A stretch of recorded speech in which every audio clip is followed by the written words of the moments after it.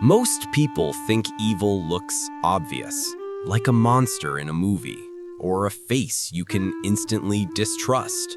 But real evil hides in normal homes, in quiet neighborhoods, behind smiles that seem harmless. Tonight, we're going down an iceberg where every layer reveals something darker, stranger, and more disturbing than the last.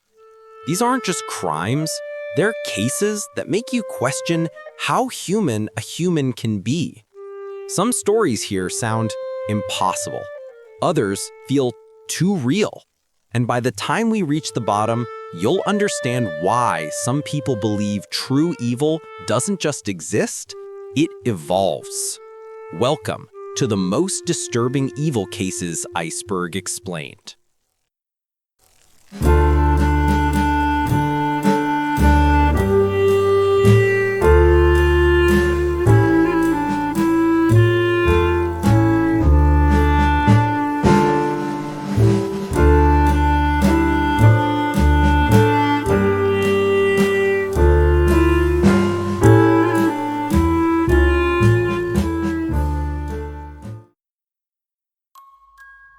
The Slender Man stabbing case.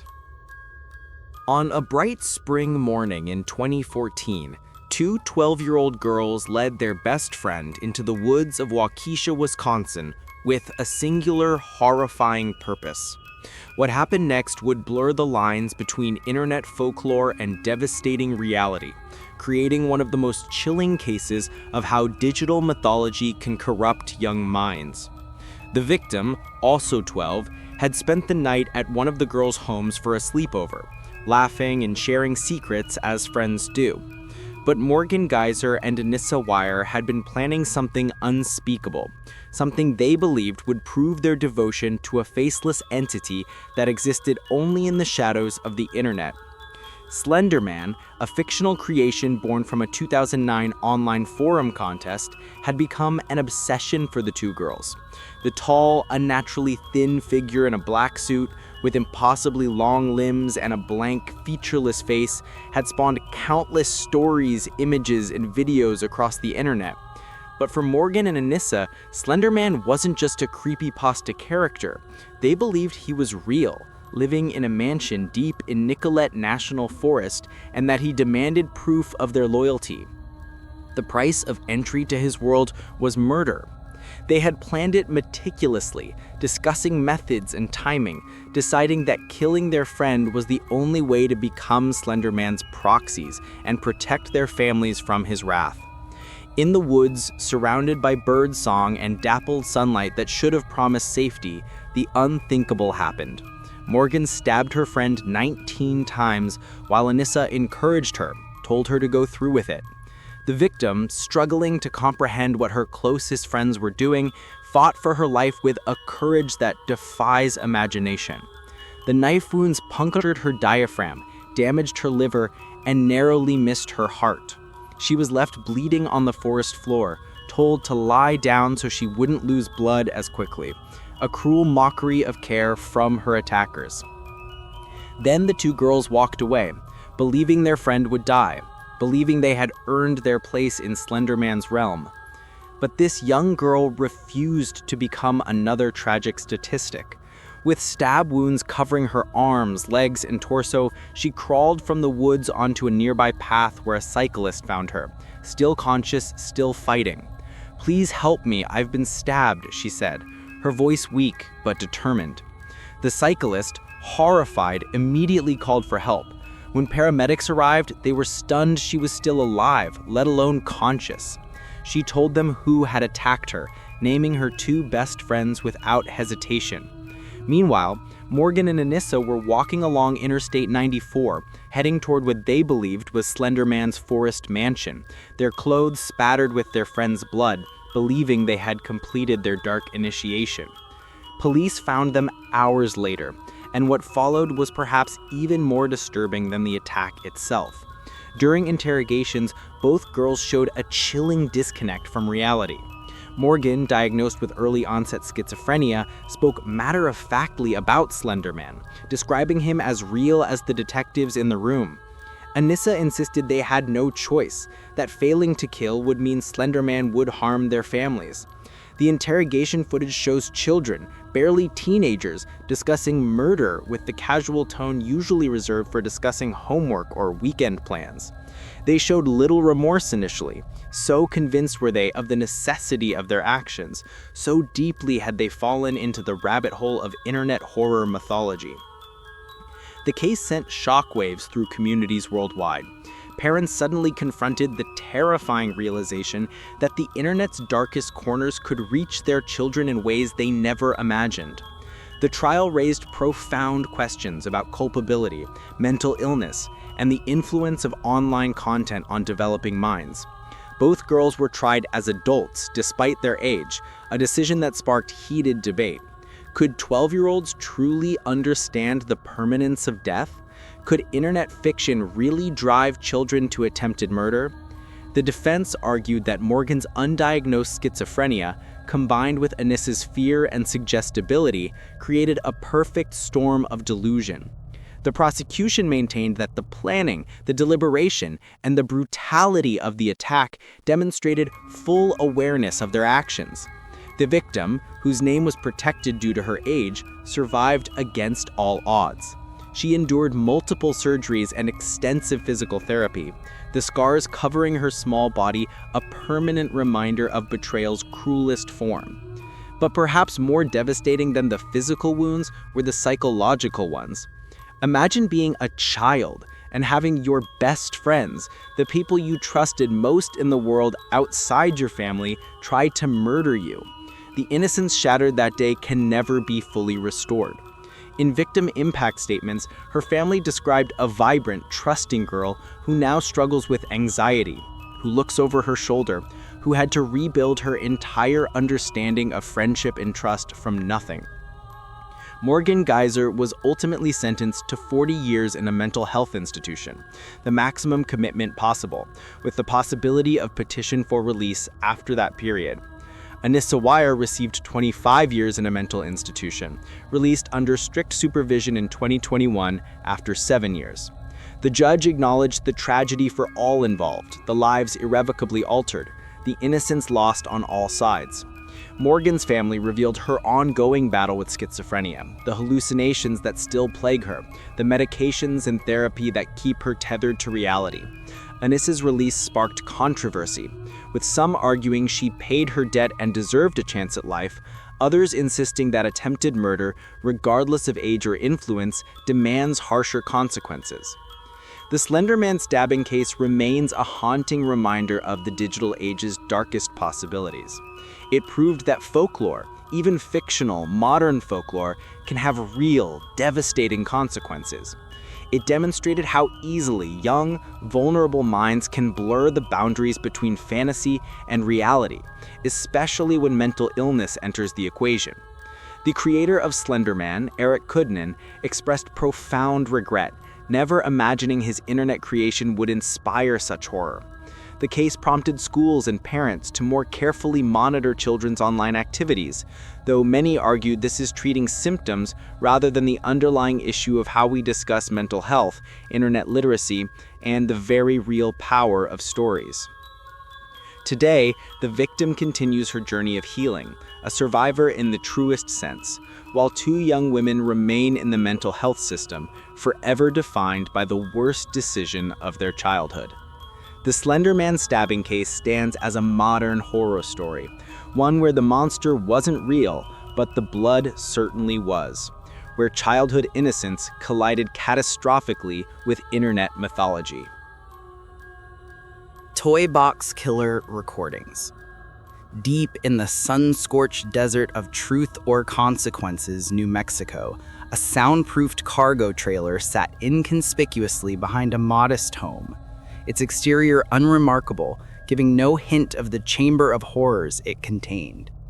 Inside, David Parker Ray had constructed something that defied the darkest imaginations, a fully equipped torture chamber he called his toy box, complete with medical equipment, elaborate restraint systems, mirrors positioned to force victims to watch their own suffering, and an array of homemade instruments designed for one purpose: inflicting maximum agony. But perhaps the most psychologically devastating aspect of this nightmare wasn't the physical tools of torture.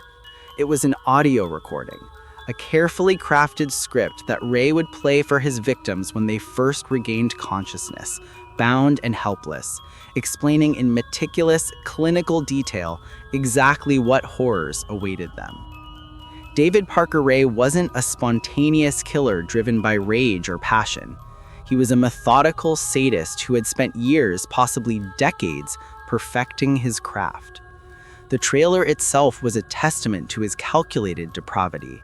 He'd soundproofed the walls, installed a gynecological examination chair as the centerpiece, surrounded it with mirrors so victims couldn't escape seeing themselves, and lined the walls with whips, chains, pulleys, electrical devices, and tools modified for torture.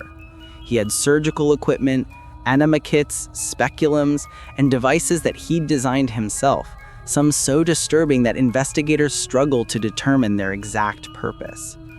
The trailer had a distinct odor, a mixture of sweat, fear, and disinfectant that survivors would never forget. But before the physical torture began, Ray had a ritual, one that he believed broke his victims psychologically before he ever laid a hand on them. The audio tape, which Ray recorded in his own voice, was approximately 30 to 45 minutes long, depending on the version, as he apparently updated it periodically. He would play this tape for his victims as they woke up from being drugged, their heads foggy, their bodies restrained, confusion giving way to rising terror as Ray's calm, almost friendly voice filled the trailer. The recording began almost conversationally, with Ray introducing himself and explaining the situation they found themselves in. He told them they'd been kidnapped, that they were in a soundproofed trailer where no one could hear them scream, and that they would be held captive for an extended period. His tone was matter-of-fact, like a teacher explaining a lesson plan, which made the content even more chilling. As the tape continued, Ray's script became progressively more horrifying. He described in explicit, graphic detail the sexual torture and abuse he planned to inflict. He explained that they would be raped repeatedly by him and by his friends. He described the various instruments and how they would be used. He told them they would be drugged to keep them compliant, that their concept of time would become meaningless, that resistance was futile and would only make their suffering worse. He explained that he'd been doing this for years, that he knew exactly how much pain the human body could endure before dying, and that he was an expert at keeping victims alive through prolonged torture. The psychological warfare of this tape was deliberate and devastating, designed to strip away any hope, any thoughts of escape or resistance before the physical torture even began. But perhaps the most terrifying part of the recording was when Ray explained what would happen when he was finished with them. He told his victims they would be drugged with powerful amnesic compounds that would erase their memories of their time in the toy box. He said they would wake up somewhere, confused and disoriented, with vague feelings of trauma but no concrete memories of what had happened to them. He explained this in detail, telling them that even if they went to police, they would have no evidence, no clear memories, nothing but a disturbing sense that something terrible had occurred. This wasn't just psychological torture. It was Ray ensuring that even if his victims survived, they would be haunted forever by blank spaces in their memory, by the knowledge that something horrible happened, but the inability to recall specifics, a special kind of hell that would follow them for the rest of their lives. Ray didn't work alone in his depravity. His girlfriend Cindy Hendy actively participated in the kidnapping and torture of victims. His daughter, Glenda Jean Ray, was implicated in some crimes. He had male friends who he invited to rape his captive victims, creating a network of evil that seemed impossible in its scope. Together, they would cruise the area looking for potential victims, often targeting sex workers or women they believed wouldn't be immediately missed. They'd drug their targets, usually by offering drinks laced with sedatives, then transport them to the trailer. The FBI believes Ray may have been active for as long as 40 years, potentially claiming over 60 victims, though only a handful ever came forward or were identified. The case broke open in 1999 when a woman named Cynthia Vigil managed an escape that seemed almost impossible. After being held captive and tortured for 3 days, she waited for a moment when Cindy Hendy was alone with her. Despite being chained and having endured days of sexual torture, Vigil fought back with desperate strength. She managed to get hold of the keys to her restraints, stabbed Hendy with an ice pick, and fled the trailer naked, with a metal collar still around her neck and chains dangling from her body. She ran down the road until she found a house, pounding on the door, screaming for help. The homeowner who answered found a traumatized woman, barely coherent, telling a story that seemed too horrific to be true. But it was true, every word of it. When police raided Ray's property, what they found exceeded their worst expectations. The toy box was even more elaborate and horrible than Vigil had described. They found the audio tapes, which Ray had carefully labeled and organized. They found hundreds of photographs of women in various states of undress and restraint, though many faces weren't visible, making identification impossible. They found videotapes, though Ray claimed he had destroyed most of them. They found detailed journals where Ray had documented his fantasies and possibly his crimes, written in language so disturbing that investigators needed counseling. The evidence painted a picture of a man who had been living out his sadistic fantasies for decades, possibly getting away with dozens of murders, his victims' bodies likely dumped in the vast New Mexico desert, never to be found. During the investigation and trial, multiple women came forward with stories of missing time, of waking up in strange places with no memory of how they got there, of feeling violated but having no concrete recollection of rape or assault. They described symptoms consistent with date rape drugs and powerful amnesics. Some had vague, nightmarish memories that matched details of Ray's toy box. But Ray's strategy of using amnesic drugs proved devastatingly effective. Without clear memories, these women made difficult witnesses. Defense attorneys attacked their credibility, pointed to drug use or sex work as reasons their memories were unreliable.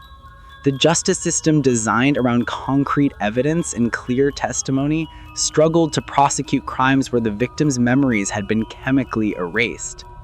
Ray was eventually convicted on multiple counts of kidnapping and torture, but died of a heart attack in 2002, before serving his full sentence, before revealing the locations of bodies, before providing closure to countless families whose daughters, sisters, and mothers had vanished in the New Mexico desert.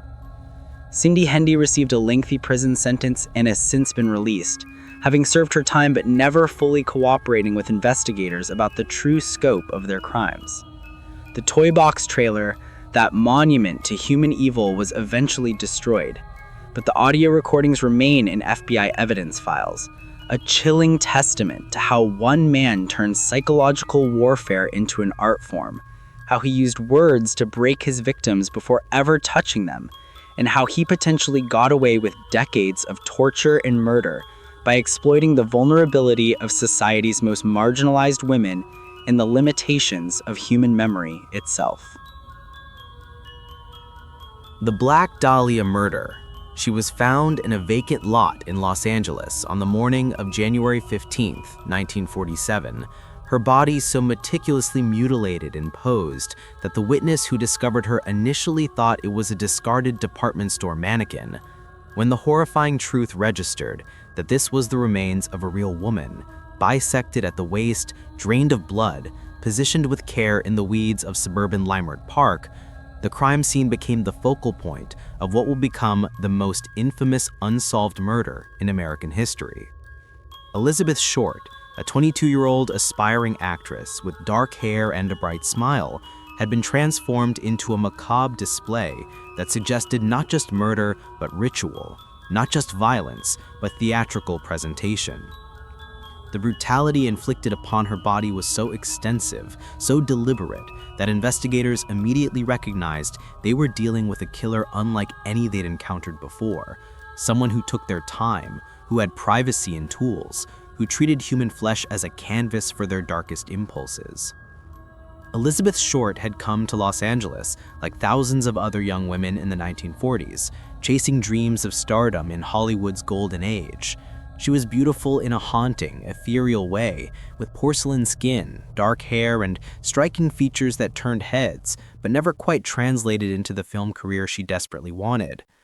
Friends remembered her as sweet but troubled, ambitious but aimless, always looking for the next opportunity, the next connection, the next possibility that might finally break her into pictures. She drifted between jobs and residences, staying with friends, dating various men, working when she could find it, embodying the transient lifestyle of countless struggling actresses in post-war Los Angeles. She earned the nickname Black Dahlia from local soda fountain workers, a play on the film The Blue Dahlia that had recently been released, referencing her preference for wearing black clothing that contrasted dramatically with her pale complexion. The week before her murder, Elizabeth's movements became increasingly difficult to trace, a concerning pattern that suggested she may have been with her killer for an extended period before her death. She had been seen at the Biltmore Hotel in downtown Los Angeles on January 9th, making phone calls from the lobby, appearing agitated or distracted according to witnesses. After that, she essentially vanished, her whereabouts unknown for nearly a week until her body appeared in that vacant lot. What happened during those missing days remains one of the case's most troubling mysteries. The condition of her body suggested she'd been held somewhere, possibly tortured over an extended period, certainly killed elsewhere and transported to the disposal site. The killer had washed her body meticulously, removing all trace evidence, then carefully positioned her in the lot with her arms raised above her head, legs spread, the two halves of her body separated at the waist but placed only inches apart, creating a grotesque display that seemed designed to shock and horrify whoever discovered her. The autopsy revealed details so disturbing that much of the information was suppressed for decades to protect both the ongoing investigation and public sensibilities. Elizabeth had been subjected to extensive torture before her death, including lacerations and contusions covering her body, rope marks indicating prolonged restraint, and evidence suggesting she'd been suspended at some point. Her face had been mutilated with cuts extending from the corners of her mouth toward her ears, creating what became known as a Glasgow smile or Chelsea grin, a disfigurement associated with gang torture. Triangular gouges had been carved into her body. Her internal organs showed signs of trauma. Most significantly, she'd been bisected at the waist with what forensic experts determined was surgical precision. The cut so clean, it suggested someone with anatomical knowledge and proper tools, possibly a surgeon, mortician, or butcher, someone who understood human anatomy and had access to an appropriate location and equipment to perform such extensive mutilation. Perhaps most chilling was the evidence suggesting Elizabeth had been alive for much of this torture, that her killer had deliberately kept her conscious and aware, that the mutilation was part of the experience for both victim and perpetrator. The bisection itself appeared to have occurred after death, post-mortem mutilation that served no purpose except to shock, to display the killer's work, to create the maximum psychological impact on whoever discovered the body. The location of the dump site, a residential neighborhood where children played, where morning joggers exercised, seemed deliberately chosen for maximum public exposure, as if the killer wanted credit, wanted recognition, wanted their handiwork displayed for all to see. The investigation that followed became a media circus that both helped and hindered the search for Elizabeth's killer. Newspapers dubbed her the Black Dahlia, sensationalizing every aspect of her life and death, publishing photographs, speculating wildly about her personal life, creating a mythology around the victim that often overshadowed the actual search for justice. The PLAD, overwhelmed by tips and media pressure, pursued multiple leads simultaneously, often contradicting themselves, sometimes focusing on sensational theories rather than solid detective work. The case files eventually grew to over 10,000 pages, encompassing interviews with everyone from Hollywood directors to transient workers, from society physicians to low-level criminals. Certain suspects emerged as particularly compelling, though none were ever charged. Dr. George Hodel, a wealthy physician with a known sadistic streak and connections to Hollywood elite, became a prime suspect decades later when his own son, former LAPD detective Steve Hodel, investigated his father's potential involvement. Hodel had the medical knowledge to perform the bisection, access to appropriate facilities, connections to Elizabeth through Hollywood circles, and a documented history of sexual perversion and alleged sexual abuse. His Hollywood home, Sowden House, was bugged by police in the 1940s during an investigation into sexual abuse allegations, and recordings allegedly captured him making incriminating statements about knowing Elizabeth Short, though the recording's quality and interpretation remain debated. After Elizabeth's murder, Hodel suddenly moved to Hawaii and eventually to Asia, fleeing jurisdiction just as investigators were closing in. Another compelling suspect was Mark Hansen, a nightclub owner Elizabeth had been staying with before her disappearance. Hansen had romantic interest in Elizabeth that she didn't reciprocate, creating potential motive. He had connections to the underworld, access to resources, and detailed knowledge of Elizabeth's habits and associates. His nightclub attracted various criminals and characters who might have been capable of such violence. But again, evidence was circumstantial, theories remained unproven, and the case stayed frustratingly open. Other suspects included a local mortuary with access to embalming equipment and facilities, a surgeon known for bizarre behavior, various transients and criminals Elizabeth had encountered, even a Hollywood director rumored to have filmed snuff films, though this theory veered into sensational territory with little factual support. The killers themselves seemed to want credit for their work, or at least wanted to toy with investigators. Several letters arrived at newspapers and police allegedly from the murderer, including one that contained Elizabeth Short's birth certificate, social security card, and other personal items, mailed with the address created from letters cut from newspapers, like a ransom note. The letter promised some souvenirs of Beth Short to follow, and indeed, more of her belongings arrived in subsequent mailings. The items had been cleaned meticulously, wiped of fingerprints, treated with gasoline to destroy trace evidence, demonstrating the same careful attention to detail that characterized the murder itself. Whether these letters were genuine or elaborate hoaxes from attention seekers remains debated, though the presence of Elizabeth's actual identification suggests at least some were authentic. The psychological profile of Elizabeth's killer, constructed both contemporaneously and retroactively by criminal psychologists and FBI profilers, painted a picture of an organized, methodical individual with deep sadistic impulses. The extensive torture suggested someone who derived pleasure from inflicting pain, who needed to see suffering, who carefully orchestrated the victim's agony. The meticulous cleaning and posing of the body indicated an organized personality, someone capable of planning and executing complex criminal acts without losing control.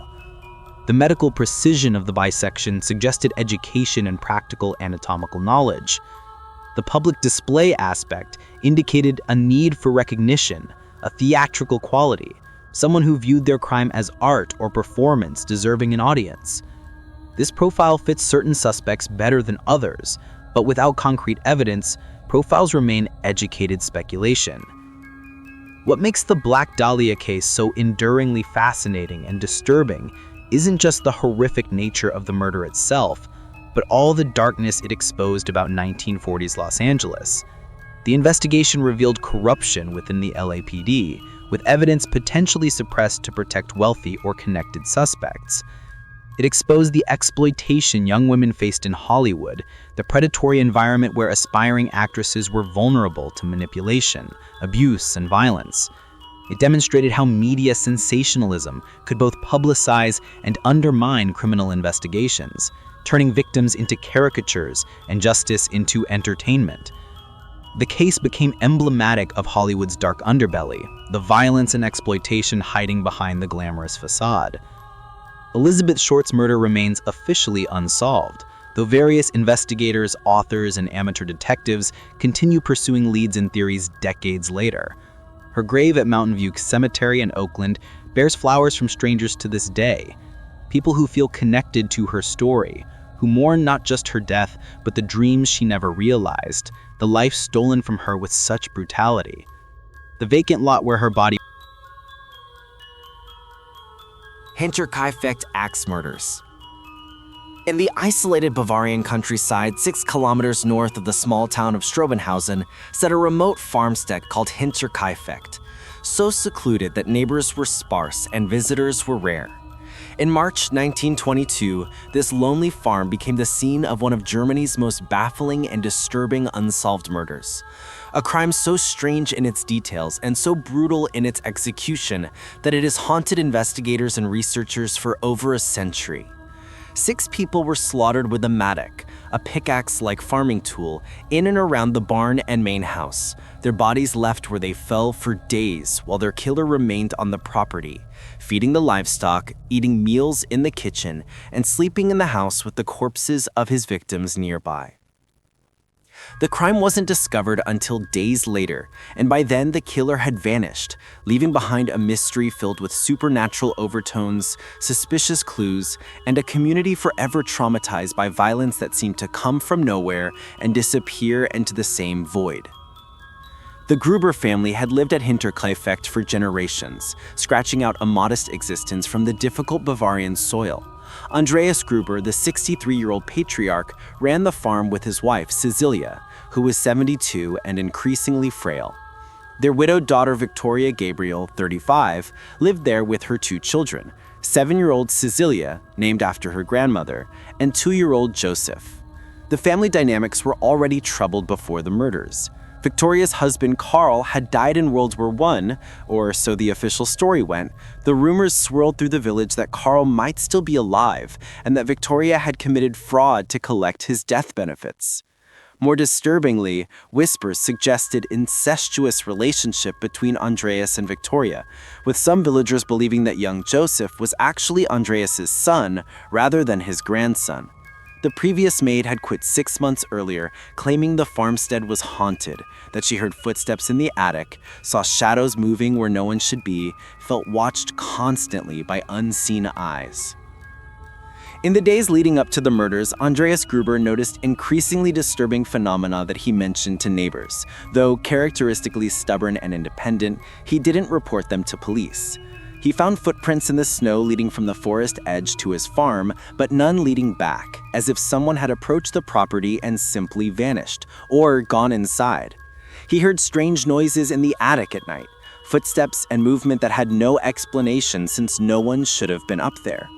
He discovered a newspaper on the property that no one in the family had purchased, suggesting someone else had been there, reading their newspaper, existing in their space without permission or detection. His keys went missing, then reappeared in different locations. One of the farm's locks had been tampered with, damaged as if someone had tried to pick it or force entry. Andreas mentioned these occurrences to neighbors during a visit to town, expressing unease but not outright fear, perhaps unable to imagine the horror that was approaching his isolated farmstead. On March 31, 1922, a new maid named Maria Baumgartner arrived at Hinterkaifecht for her first day of work, walking the long path from town to the remote farm. Probably nervous about the stories of hauntings, but desperate enough for employment to ignore the previous maid's warnings. She arrived in the early afternoon and was never seen alive again. That evening, the killer struck with methodical brutality. Andreas, Cecilia the elder, Victoria, and young Cecilia were lured one by one to the barn, perhaps under the pretense of checking on livestock or investigating a noise. As each entered, the killer attacked from behind with the mattock, striking devastating blows to their heads and faces.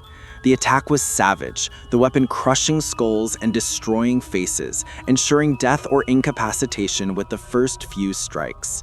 7-year-old Cecilia, forensic evidence would later suggest, survived the initial attack, lying wounded in the barn for hours in the dark, surrounded by the bodies of her family, slowly dying from her head wounds, perhaps crying out in pain and fear, perhaps mercifully unconscious, but alive long enough that she tore out clumps of her own hair in agony or terror before finally succumbing to her injuries.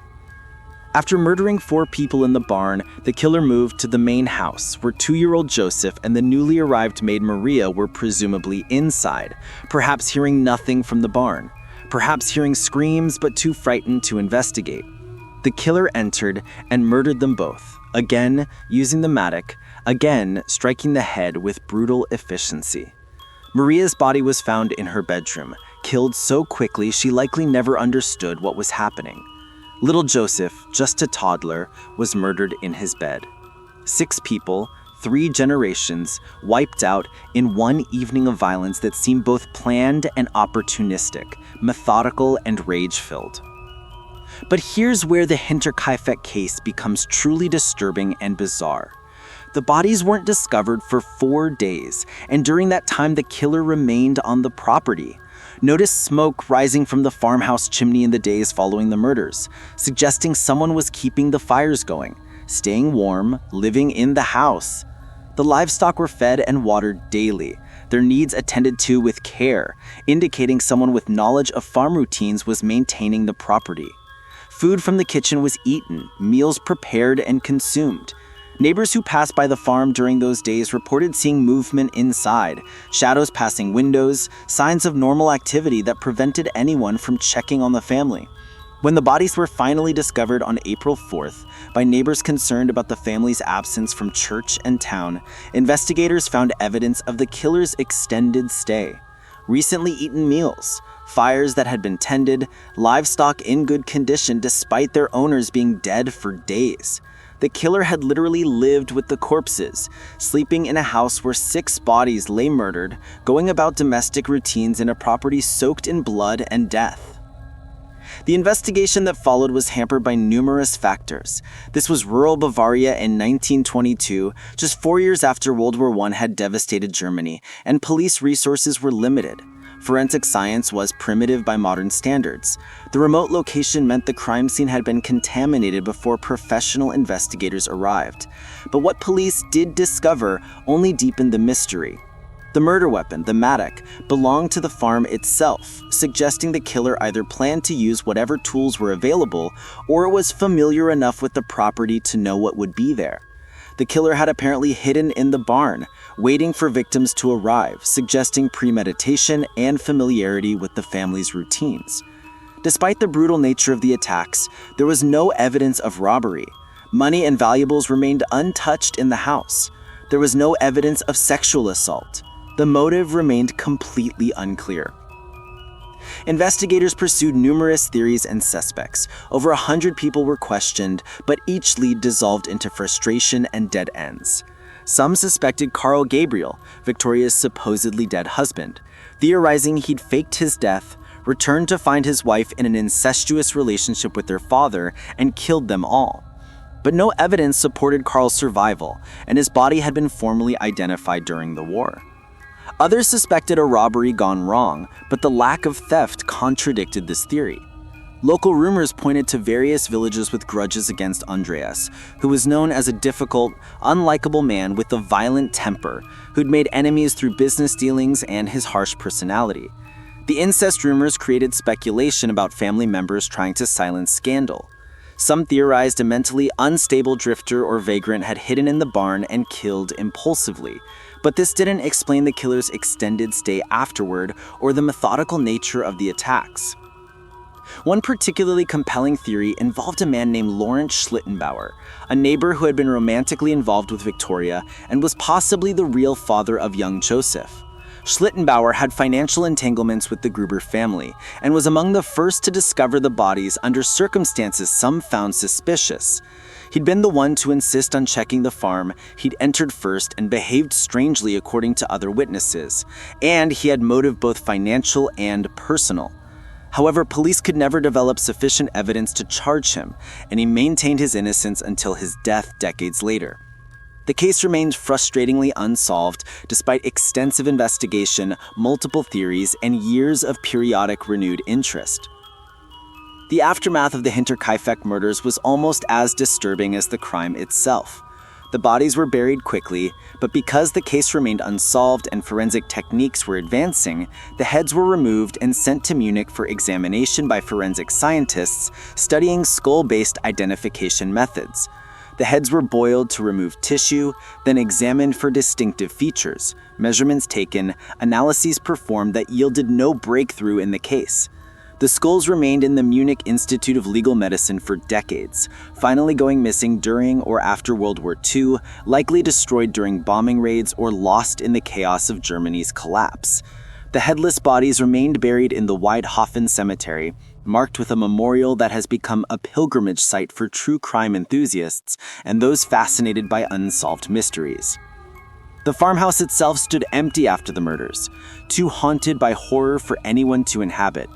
Locals reported strange phenomena, lights in windows, sounds of movement, feelings of dread when passing by. In 1923, just a year after the murders, the entire structure was dismantled and torn down.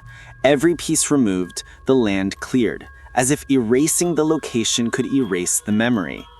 But the clearing where Hinterkaifeck once stood remains, marked on maps, identified in records, a patch of Bavarian countryside that witnessed horror and kept its secrets.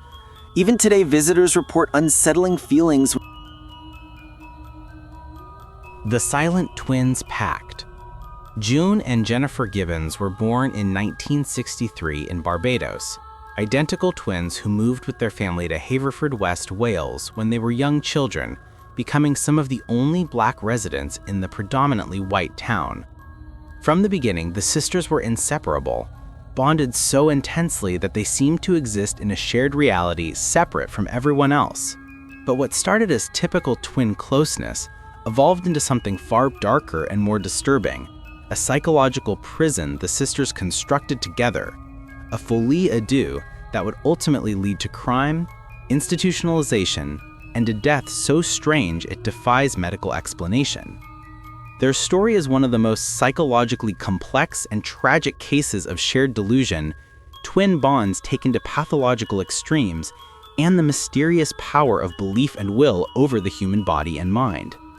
From early childhood, June and Jennifer spoke only to each other, developing their own private language, a rapid-fire patois mixing English with their own invented words, spoken so quickly that even their parents couldn't understand them. They communicated in synchronized movements, mirror images of each other, finishing each other's sentences when they bothered to speak at all to outsiders. At school, they were completely mute, refusing to speak to teachers, classmates, or any authority figures, sitting in silent solidarity, existing in their twin bubble that no one else could penetrate.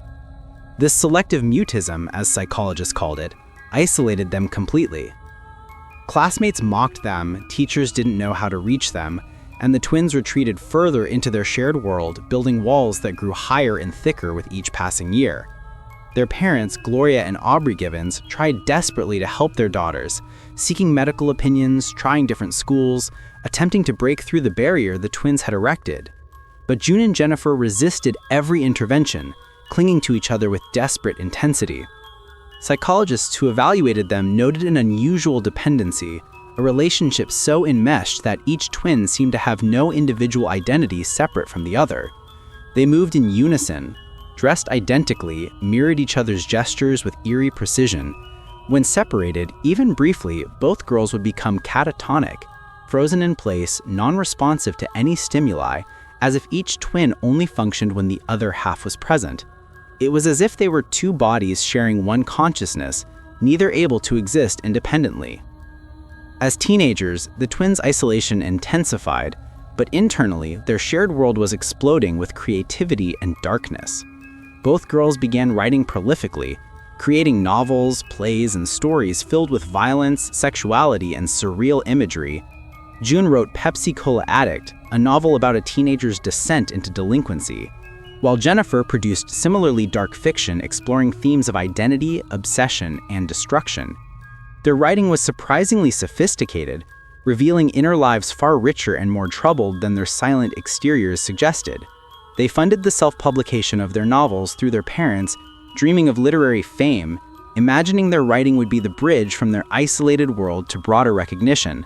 But their books received little attention, a rejection that seemed to push them toward darker expressions of their inner turmoil. The twins began experimenting with alcohol and drugs, stolen from local shops in shoplifting sprees where they moved in perfect synchronization, each knowing what the other would do without speaking. They began breaking into buildings, committing arson, setting fires that escalated in severity. In 1981, They were arrested after setting fire to a tractor store, causing significant damage. Their crime spree seemed motivated less by material gain or conventional teenage rebellion than by a desperate need to feel something, to make an impact on a world that had marginalized and ignored them. When arrested, they remained silent, communicating only with each other in their private language, refusing to speak to police, judges, or court-appointed psychiatrists. The courts, uncertain how to handle these strange, silent teenagers who seemed to operate as a single entity, sentenced them to indefinite detention at Broadmoor Hospital, a high-security psychiatric facility in Berkshire, England. This was 1982, and the twins were just 19 years old. Broadmoor, infamous for housing Britain's most dangerous criminals and disturbed patients, would become their home for the next 11 years, a period that would both preserve and ultimately break their bond in ways no one could have predicted. At Broadmoor, the twins were kept together initially, but staff quickly realized the twins' relationship was not merely close, but pathologically dependent and increasingly antagonistic. The journals they kept during this period, which would later be published and studied, revealed a horrifying internal struggle. Each twin believed that for one to truly live, the other had to die. They wrote about feeling trapped, about the relationship being a prison, about neither being able to develop an individual identity while both existed. But simultaneously, they couldn't imagine existing without the other. Their journals documented years of internal warfare, each twin plotting the other's death, resenting the other's existence, yet remaining inseparably bonded, unable to break free. The psychological complexity of their relationship fascinated and disturbed mental health professionals. They exhibited symptoms consistent with shared psychotic disorder, where delusional beliefs are transmitted from one person to another in a close relationship. But their case went beyond typical shared psychosis. They seemed locked in a competition where only one could ultimately survive, where each twin's existence prevented the other from becoming a complete person. June wrote, "We have become fatal enemies in each other's eyes. She wants me dead. I want her dead." Yet when staff experimented with separating them, both became completely catatonic, requiring forced feeding, medical intervention to prevent death from their self-imposed starvation and withdrawal. Together they were antagonistic and destructive. Apart, they were non-functional. It was a psychological paradox that defied treatment. Years passed in Broadmoor with little improvement. The twins were heavily medicated, treated with various antipsychotics and mood stabilizers, attended therapy sessions where they rarely spoke, and continued their private war that played out in journals and the rare moments they communicated with staff.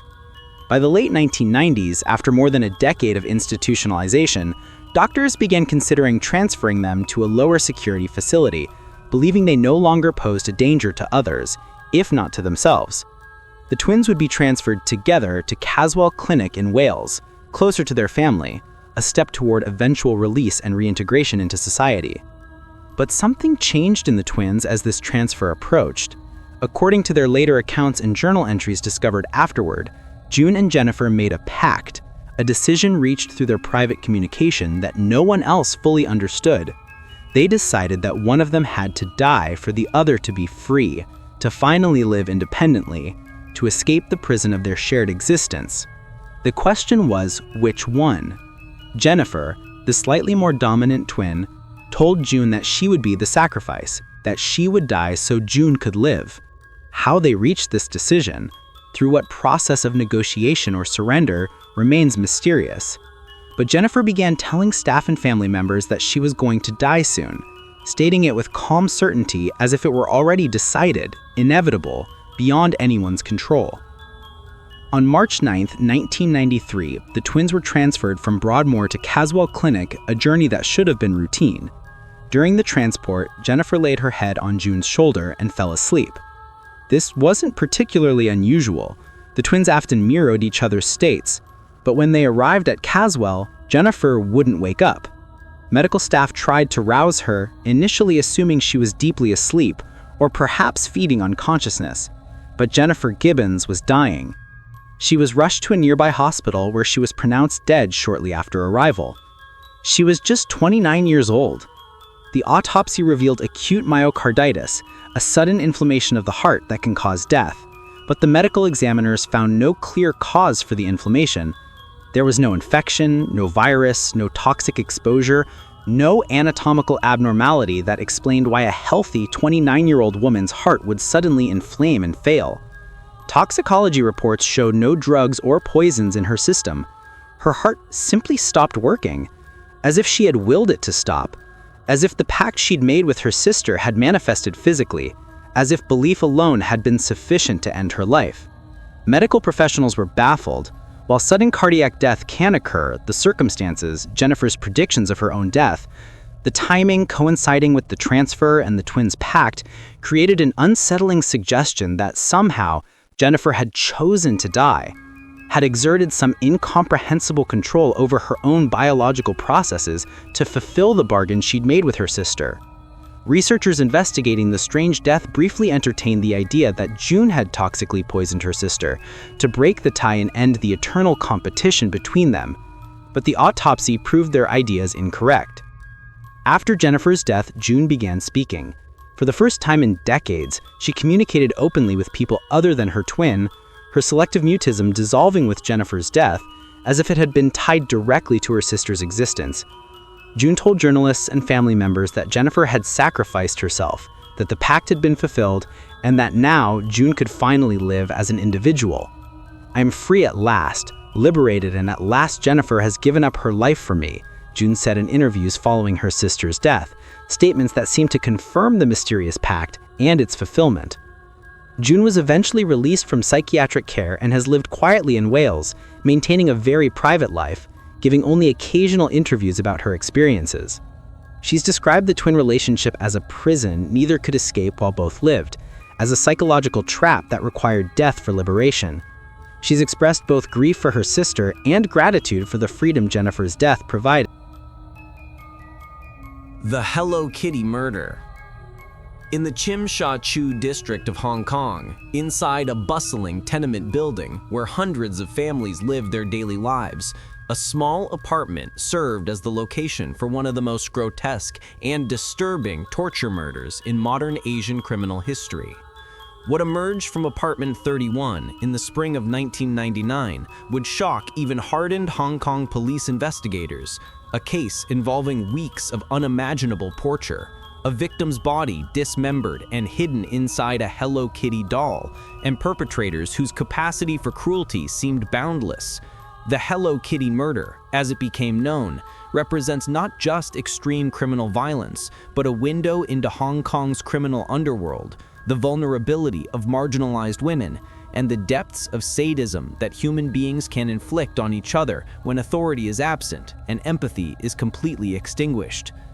Fan Man Yi was a 23-year-old woman living on the margins of Hong Kong society, working as a nightclub hostess and occasional sex worker, struggling with drug addiction, trying to survive in a city that could be glamorous and wealthy, or desperately poor depending on which street you walked.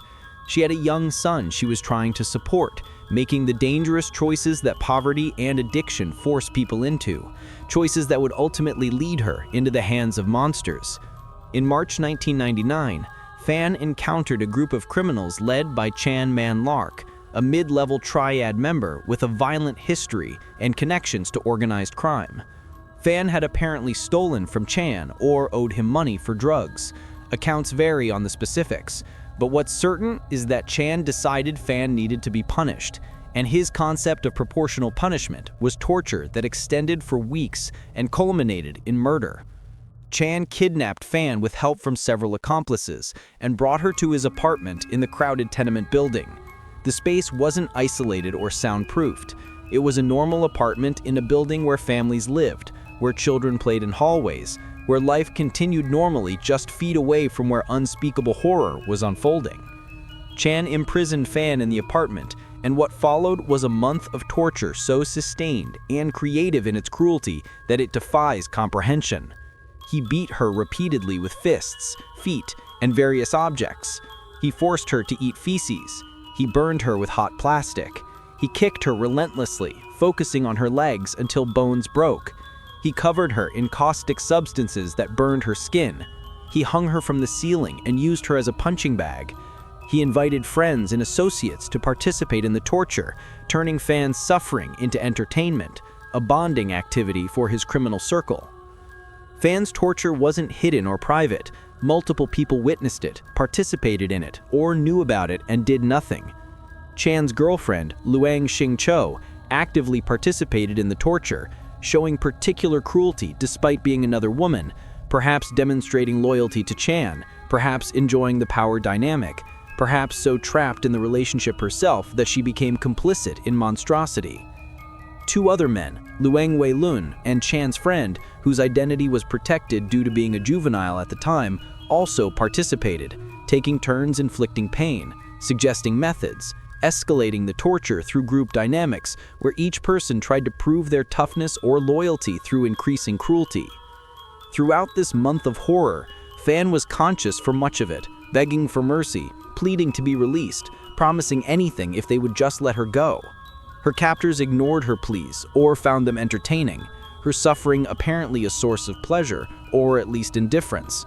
She was kept in states of partial undress, humiliated, degraded, tortured in ways that combined physical agony with psychological destruction. The apartment's walls weren't soundproofed. Neighbors later reported hearing screams and violence, but in a pattern depressingly common in urban crime, no one called police. Everyone assumed it was a domestic dispute or something not their business.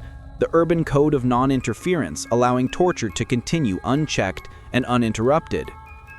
Fan Manyi finally died in April 1999, her body simply giving out after weeks of sustained torture, malnutrition, and injuries that had gone untreated. But her death didn't end her victimization. Chan and his accomplices, faced with a corpse and the reality of murder charges, decided to dispose of the body in a way that would prevent identification and discovery. They dismembered Fan's body, cutting it into pieces, boiling some parts to remove flesh from bone, creating a horrific scene that forensic investigators would later describe as one of the most disturbing they'd ever processed. Then, in an act that would give the case its internationally known name, they stuffed Fan's skull into a large Hello Kitty mermaid doll, a cheerful children's toy, transformed into a grotesque burial urn. The cognitive dissonance of cute cartoon imagery combined with human remains created visceral horror that captured global media attention. The rest of Fan's remains were placed in various bags and containers around the apartment, hidden but not disposed of outside the space, suggesting the perpetrators either felt safe in their apartment or didn't fully grasp the reality of what they'd done, the permanence of death, the inevitability of discovery. For weeks, Chan Man Lok and his accomplices continued living in the apartment with Fan's dismembered remains, sleeping, eating, existing in a space that was essentially a tomb and torture chamber. Their psychological disconnect from normal human responses, complete and absolute. The case broke open not through good detective work or neighbor reports, but because one of the perpetrators, a 14-year-old girl who had been Chan's girlfriend and had witnessed much of the torture, began having nightmares and psychological breakdowns. She claimed to be haunted by Fan's ghost, seeing the dead woman's spirit demanding justice, unable to sleep or function because of visions and guilt. In May 1999, months after the murder, this 14-year-old girl went to police and confessed everything, describing the torture, the murder, the dismemberment, and, most dramatically, the Hello Kitty doll containing Fan Manyi's skull. Police initially didn't believe her story, thinking it was too extreme to be real, perhaps a disturbed teenager's fantasy or false confession. But when investigators went to the apartment and discovered the Hello Kitty doll with a human skull inside, exactly where the girl had described, the full horror of her account was confirmed. What followed was one of Hong Kong's most sensational trials, with media coverage that was extensive and often lurid, focusing on the most shocking details, the Hello Kitty element becoming shorthand for the case, despite being just one aspect of a much larger horror. The trial revealed the month-long torture in excruciating detail, with the 14-year-old girl testifying against the adult defendants, describing torture methods, explaining the group dynamics, providing the timeline of Fan's captivity and death. Medical examiners testified about the extent of injuries, the suffering Fan must have endured, the medical impossibility of surviving the cumulative damage she had sustained. Forensic specialists described the dismemberment and the effort required to reduce a human body to parts that could fit inside a toy. The defense attorneys faced an impossible task trying to mitigate their client's culpability. They couldn't deny the murder or the torture.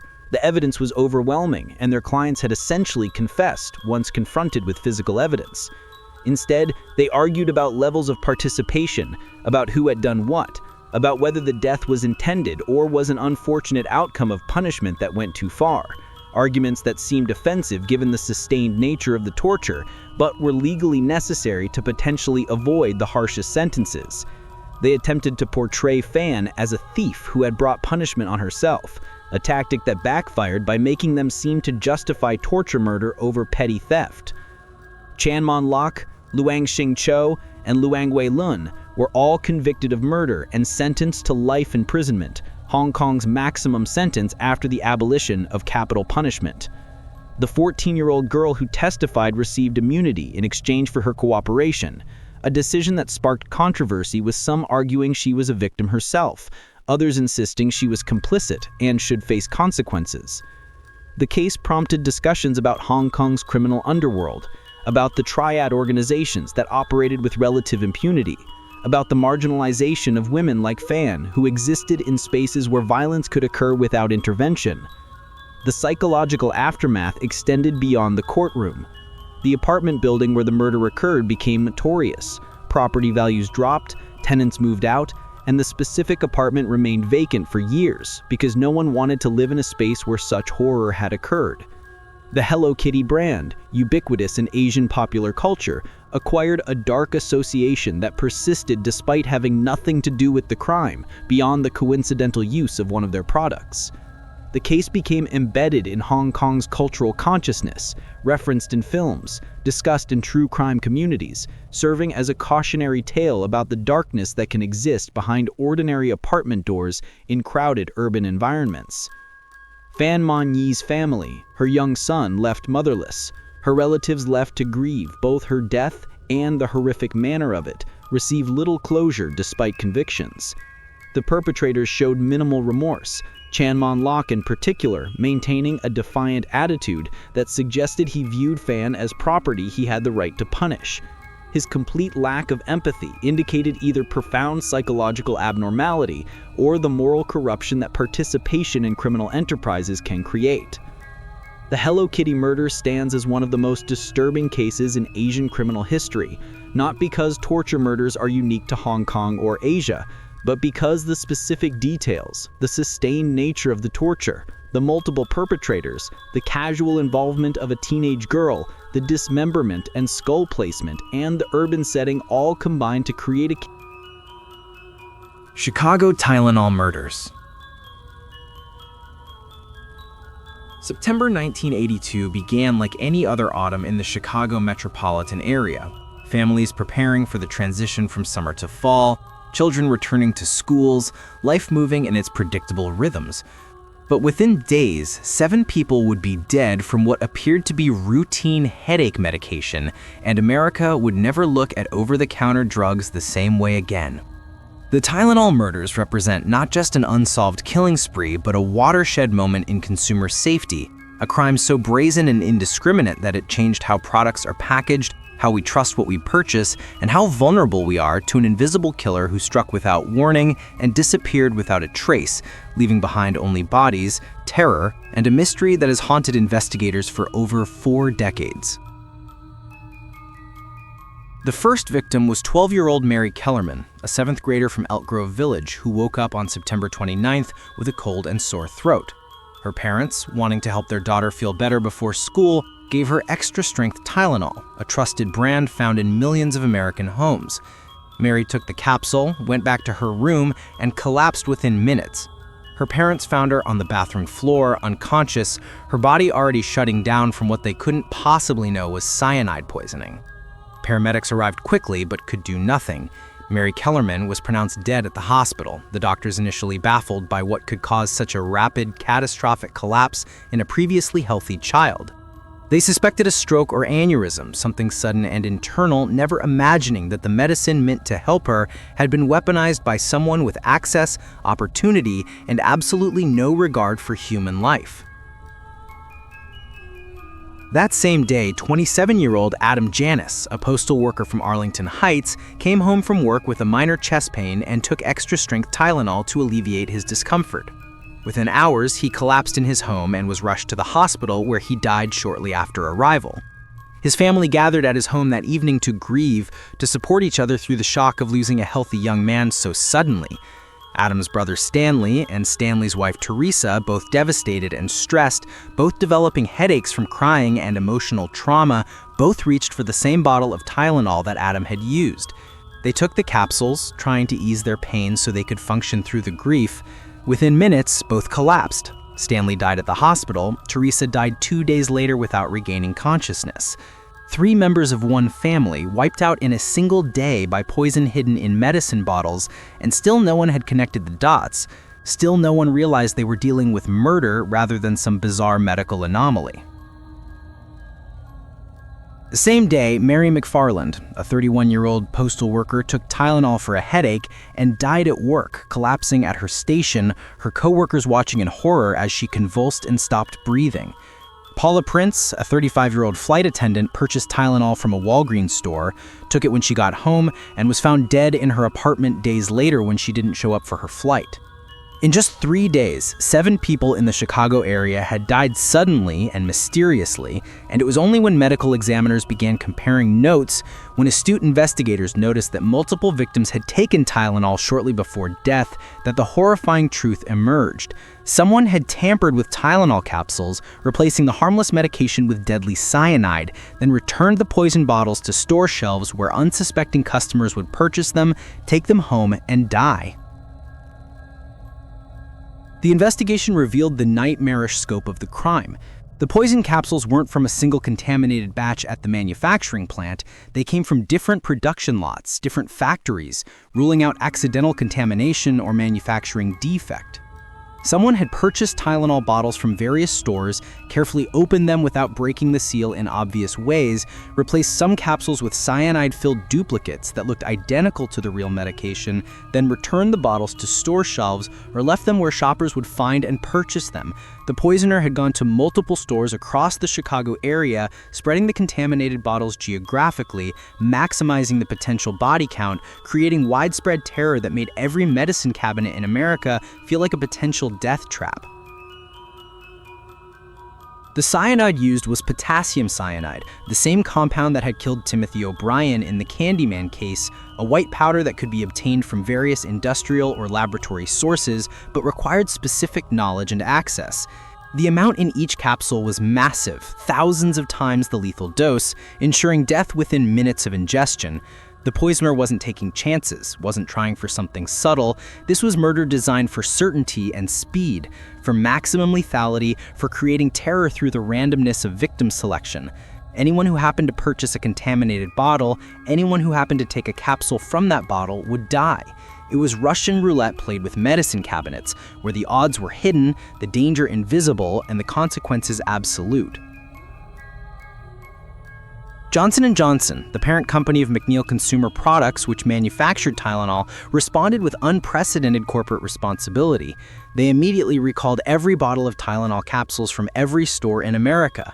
31 million bottles with a retail value of over $100 million, one of the largest product recalls in history. They stopped all production and advertising of Tylenol capsules. They cooperated fully with investigators, opened their facilities for inspection, provided complete transparency despite the devastating financial implications. The company's response became a case study in crisis management, showing how corporate ethics and public safety should be prioritized over profit, though cynics noted that protecting the Tylenol brand name was also protecting future profits, that doing the right thing and protecting corporate interests weren't mutually exclusive. The investigation became one of the most extensive in American law enforcement history. The FBI, local police departments, the FDA, and other agencies formed a joint task force that pursued thousands of leads, interviewed hundreds of suspects, analyzed evidence from multiple crime scenes, and worked frantically to prevent additional deaths while trying to identify the killer. They examined store security footage, though surveillance cameras were far less common in 1982 than today. They interviewed store employees, pharmacy workers, anyone who might have noticed someone acting suspiciously around Tylenol displays. They tested bottles from stores across the region, finding several more contaminated bottles that thankfully hadn't been purchased yet, each discovery preventing potential additional deaths, but also expanding the geographic scope of the poisoner's activities. Suspects emerged, were investigated, and were ultimately cleared or remained too circumstantial to charge. James Lewis, a man with a criminal history who sent an extortion letter to Johnson & Johnson demanding $1 million to stop the killing, became the prime suspect. His letter, mailed from New York, claimed responsibility and demanded payment, but investigators concluded Lewis was likely an opportunist trying to profit from the murders rather than the actual poisoner. He was convicted of extortion and served 13 years in prison, but was never charged with the murders. His wife had worked at a company with access to cyanide, he had been in the Chicago area during the relevant time period, and he had both motive and personality traits consistent with the crime, but physical evidence connecting him to the tampering was never found. Other suspects included a Roger Arnold, who was reported by a coworker as having made suspicious statements and having access to cyanide. But Arnold was investigated extensively and cleared, later successfully suing for wrongful accusation. Lori Dan, a woman who would later commit a school shooting in 1988, worked at a store that sold the poison Tylenol and had access, but no evidence connected her beyond circumstantial proximity. Theories ranged from a disgruntled employee, to a pharmaceutical industry saboteur, to a mentally ill individual seeking attention or control through random murder. The randomness of victim selection, the lack of any apparent personal motive, suggested someone who killed for the act itself, for the power of causing death and terror, for the notoriety and disruption, fitting the profile of what would later be called domestic terrorism, though that term wasn't commonly used in 1982. The impact of the Tylenol murders extended far beyond the 7 immediate victims. The entire pharmaceutical and consumer product industry was forced to redesign packaging to prevent tampering. Tamper-evident seals, which are now ubiquitous on medicine bottles, food containers, and countless consumer products, were directly developed in response to these murders. Federal laws were passed making product tampering a federal crime with severe penalties. The way Americans viewed the safety of commercial products fundamentally changed from a position of implicit trust to one of necessary vigilance, where we check seals, examine products, maintain a level of suspicion that would have seemed paranoid before September 1982. The psychological impact on the Chicago community and beyond was profound. People threw away their medicine cabinets, afraid to take any over-the-counter medication. Parents panicked about their children's safety, about the invisible threats that could hide in the most mundane products. The Halloween following the murders saw unprecedented fear about candy tampering, building on the existing paranoia from the Candyman case, creating a perfect storm of consumer terror that changed how Americans celebrated the holiday. Trust in institutions, in commerce, in the basic safety of daily life was shaken in ways that required years to partially restore. For Johnson & Johnson and the Tylenol brand specifically, the murders represented both a corporate nightmare and, ironically, an eventual triumph. The brand had commanded 35% of the pain reliever market before the murders and saw that share drop to nearly 7% in the immediate aftermath. Many marketing experts predicted the brand was finished, that the association with death would be permanent and fatal. But through aggressive rebranding, the introduction of new tamper-proof packaging, and the public's eventual recognition that Johnson & Johnson had been a victim rather than a culprit, Tylenol managed to recover most of its market share within a few years. A remarkable comeback that demonstrated how corporate responsibility and transparency can rebuild trust even after catastrophic association with tragedy.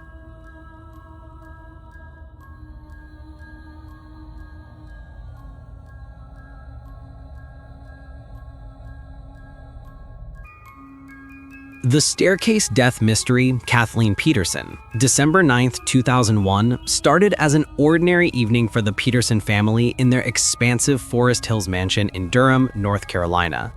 Michael Peterson, a successful novelist and former newspaper columnist, and his wife Kathleen, a high-powered telecommunications executive, had returned home after an evening of dinner, wine, and relaxation by their backyard pool. But shortly after 2 a.m., a frantic 911 call shattered the quiet of that wealthy neighborhood. Michael's voice urgent and panicked, reporting that his wife had fallen down the stairs and was barely breathing. When first responders arrived at the Peterson mansion, what they found at the bottom of that staircase would launch one of the most controversial murder trials in American legal history. A case that would span decades, involve bizarre theories about owl attacks, reveal secret lives and hidden sexuality, and leave the question of guilt or innocence so murky that reasonable people continue to disagree about what really happened in that staircase nearly 25 years later. Kathleen Peterson lay at the base of a narrow back staircase, surrounded by an amount of blood that seemed incompatible with a simple fall. Blood spattered the walls in patterns that rose 7 feet high, creating a scene that looked less like an accident and more like a violent struggle. Blood pooled on the floor, soaked into Kathleen's clothing, covered her face and hair. She had multiple lacerations on her scalp, defensive wounds on her hands and arms, and injuries that would become the focal point of intense forensic debate. Michael told responding officers that Kathleen had fallen down the stairs while he was outside by the pool, that he'd come inside to find her bleeding and dying, that he'd tried to help her, but there was so much blood, so much injury, that he didn't know what to do. His story seemed plausible initially, a terrible accident in a home with a dangerous staircase, a tragedy, but not a crime. But as investigators examined the scene more carefully, doubts emerged like cracks spreading through ice. The blood pattern suggested multiple impacts, not a single fall. Kathleen's injuries included 7 lacerations on her scalp, each relatively shallow, but collectively creating massive blood loss. The spatter patterns indicated she'd been in that staircase for an extended period, bleeding, moving, being struck multiple times. There were no fractures to her skull, no broken bones except for a fractured thyroid cartilage in her neck, injuries inconsistent with falling downstairs, which typically cause broken bones, skull fractures, and different injury patterns.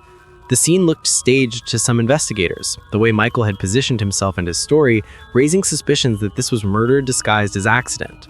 Michael Peterson's background added layers of complexity and suspicion. He was a decorated Vietnam veteran who had received a Silver Star for valor, though questions would later emerge about the truthfulness of some military claims. He'd been a successful columnist known for controversial opinions and combative personality. He'd written novels involving murders and crime. He was articulate, intelligent, and supremely confident in his innocence, qualities that could indicate either a wrongly accused man or a narcissistic killer convinced of his own cleverness. As investigators dug into the Petersons' life, cracks appeared in the facade of the perfect marriage. The family's finances were precarious despite their wealthy appearance. Michael had significant debt, questionable income sources, and financial pressures that created potential motive. Kathleen had a substantial life insurance policy that would pay out to Michael, another classic indicator of potential murder. But most explosively, investigators discovered Michael's secret life. He was bisexual and had been secretly meeting men for sexual encounters, communicating with a male escort the night of Kathleen's death, hiding this aspect of his identity from his wife and most people who knew him. The revelation transformed the narrative from simple domestic accident to potential murder motivated by sexual secrets about to be exposed, with prosecutors theorizing that Kathleen had discovered Michael's bisexuality and extramarital activities, confronted him, and been killed in the resulting argument. The trial that began in 2003 became a media sensation, partly because of the salacious details about sexuality and hidden lives, partly because of the fascinating forensic debates about blood spatter and injury patterns, and partly because documentary filmmakers had been given unprecedented access to film the defense team's preparation and the trial itself, creating a real-time documentary that would eventually become the acclaimed series, The Staircase. The prosecution built their case around blood spatter evidence analyzed by Dwayne Deaver, a State Bureau of Investigation agent who testified that the patterns proved Kathleen had been beaten to death with a blowpoke, a fireplace tool that was missing from the Peterson home and became the theoretical murder weapon.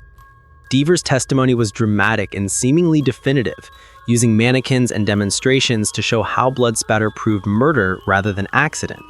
He testified about velocity, angle, and distribution of blood, creating a narrative where Michael had beaten Kathleen multiple times as she tried to escape up the stairs, the attack lasting long enough for her to bleed extensively before finally succumbing to her injuries. The prosecution painted Michael as a narcissistic killer who murdered his wife to prevent his secret life from being exposed and to collect insurance money, staging the scene as an accident but failing to account for forensic evidence that would betray his guilt. The defense, led by David Rudolph, presented an alternative theory that Kathleen's death was indeed an accident, that she had fallen down the stairs possibly after drinking wine and taking Valium, that the multiple scalp lacerations were caused by repeated impacts against the stair edges as she fell and tried to get up, falling again in confusion and disorientation from head trauma.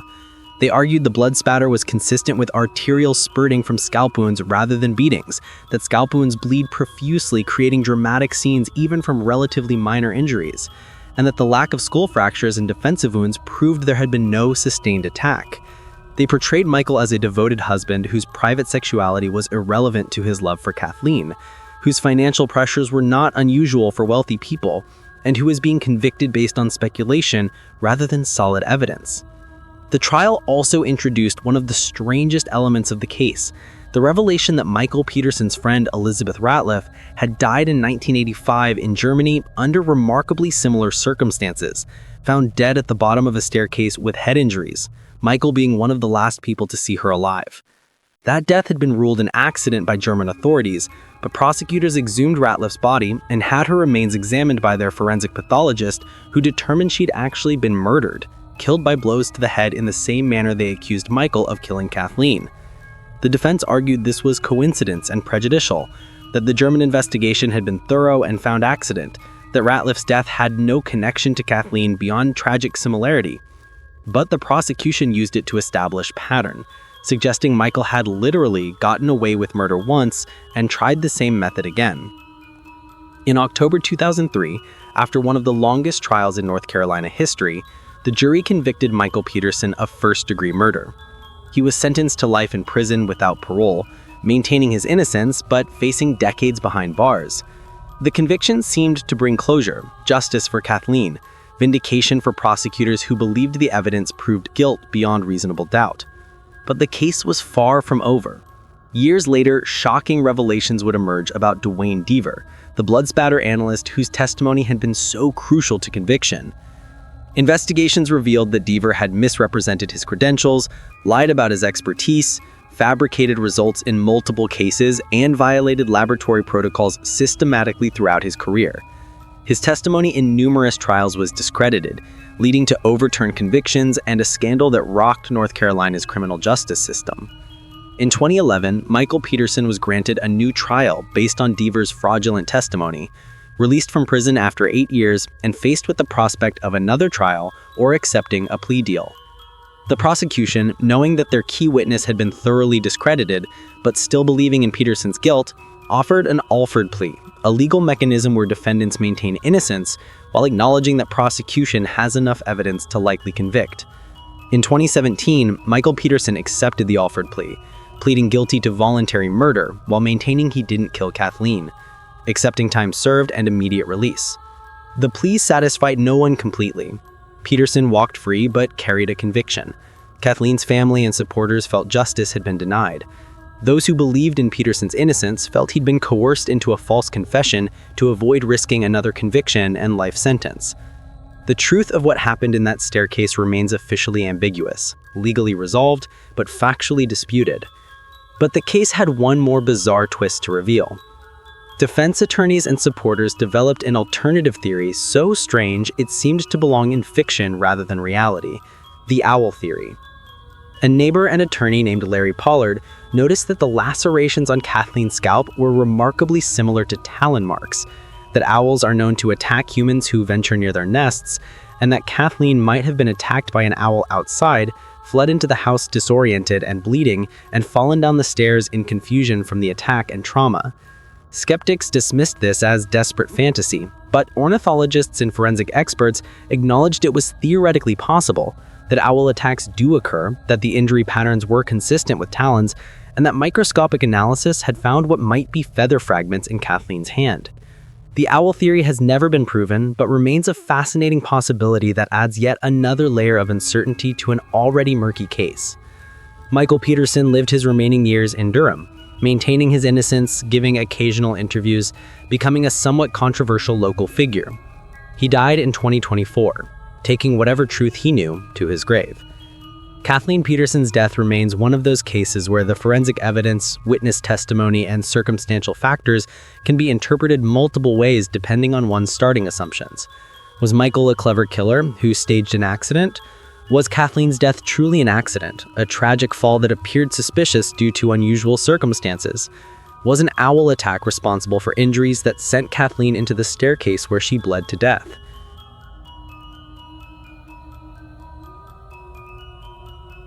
The West Memphis 3 Satanic Panic Case.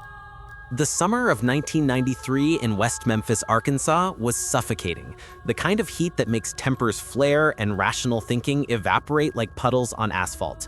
On May 5th, 3 8-year-old boys, Steve Branch, Michael Moore, and Christopher Byers, rode their bikes into the Robin Hood Hills woods near their neighborhood, a place where kids played and explored, where childhood adventures unfolded under canopies of trees. They never came home. The next afternoon, their bodies were discovered in a drainage ditch, naked, hog-tied with their own shoelaces, and bearing injuries that would spark one of the most controversial murder investigations in American history. But the horror wasn't just in what happened to these boys. It was in what happened afterward, when a community's fear, religious hysteria, and desire for quick justice collided to destroy 3 more young lives in a witch hunt disguised as a criminal investigation. The murders shocked the small Arkansas community, parents suddenly terrified that a predator lurked in their midst. The police, under immense pressure to solve the case quickly, focused their investigation not on evidence but on rumors. West Memphis in the 1990s was deeply conservative, religious, and suspicious of anything that didn't fit its narrow definition of normal. When investigators heard whispers about local teenagers who wore black clothes, listened to heavy metal music, and were interested in Wicca and alternative spirituality, they believed they'd found their answer. Never mind that there was no physical evidence connecting these teenagers to the crime scene. Never mind that their supposed motive, satanic ritual sacrifice, was pure fantasy with no basis in reality. The police had their narrative, and they pursued it with tunnel vision that ignored facts, contaminated evidence, and coerced confessions. Damien Eccles was 18 years old, a high school dropout with a troubled past who read Stephen King novels, wore black, and had been treated for depression. In the superstitious minds of local police, this made him the perfect suspect for satanic murder. His friends Jason Baldwin, 16, and Jesse Miskelly Jr., 17, were pulled into the investigation simply through association. Jesse, who had an IQ measured around 70 and significant intellectual disabilities, was interrogated for 12 hours by police who offered him food, bathroom breaks, and promises that he could go home if he just told them what they wanted to hear. What emerged was a confession so riddled with inaccuracies, contradictions, and impossible timelines that it should have been immediately dismissed. Jesse got the time of the murders wrong, the location wrong, details about the victims wrong, and repeatedly tried to take back his statement. But police had their confession, and in a town gripped by satanic panic, that was enough. The trial that followed was a mockery of justice that would take decades to fully unravel.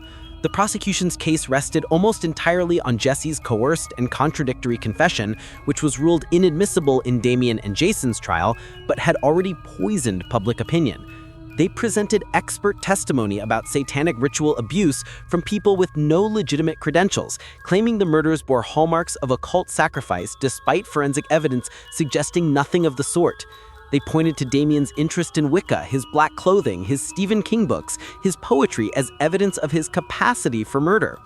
They used his depression medication and past psychiatric treatment as proof of a dangerous mental state rather than signs of a teenager seeking help. The defense was underfunded, overwhelmed, and working in a community where potential jurors had already decided the defendants were guilty based on their appearance and interests rather than evidence. The forensic evidence, what little existed, told a completely different story than the prosecution's satanic ritual narrative. The boys had been killed elsewhere and moved to the ditch, their bodies positioned to suggest ritualistic killing, but showing signs of animal predation and water damage that complicated the picture. There was no blood at the supposed crime scene matching the violence inflicted on the victims. DNA evidence didn't match any of the 3 defendants. These satanic elements, the way bodies were tied, their positioning, could be easily explained by someone staging a scene or by natural post-mortem effects. But in the fever dream of satanic panic that gripped not just West Memphis, but much of America in the early 1990s, facts didn't matter.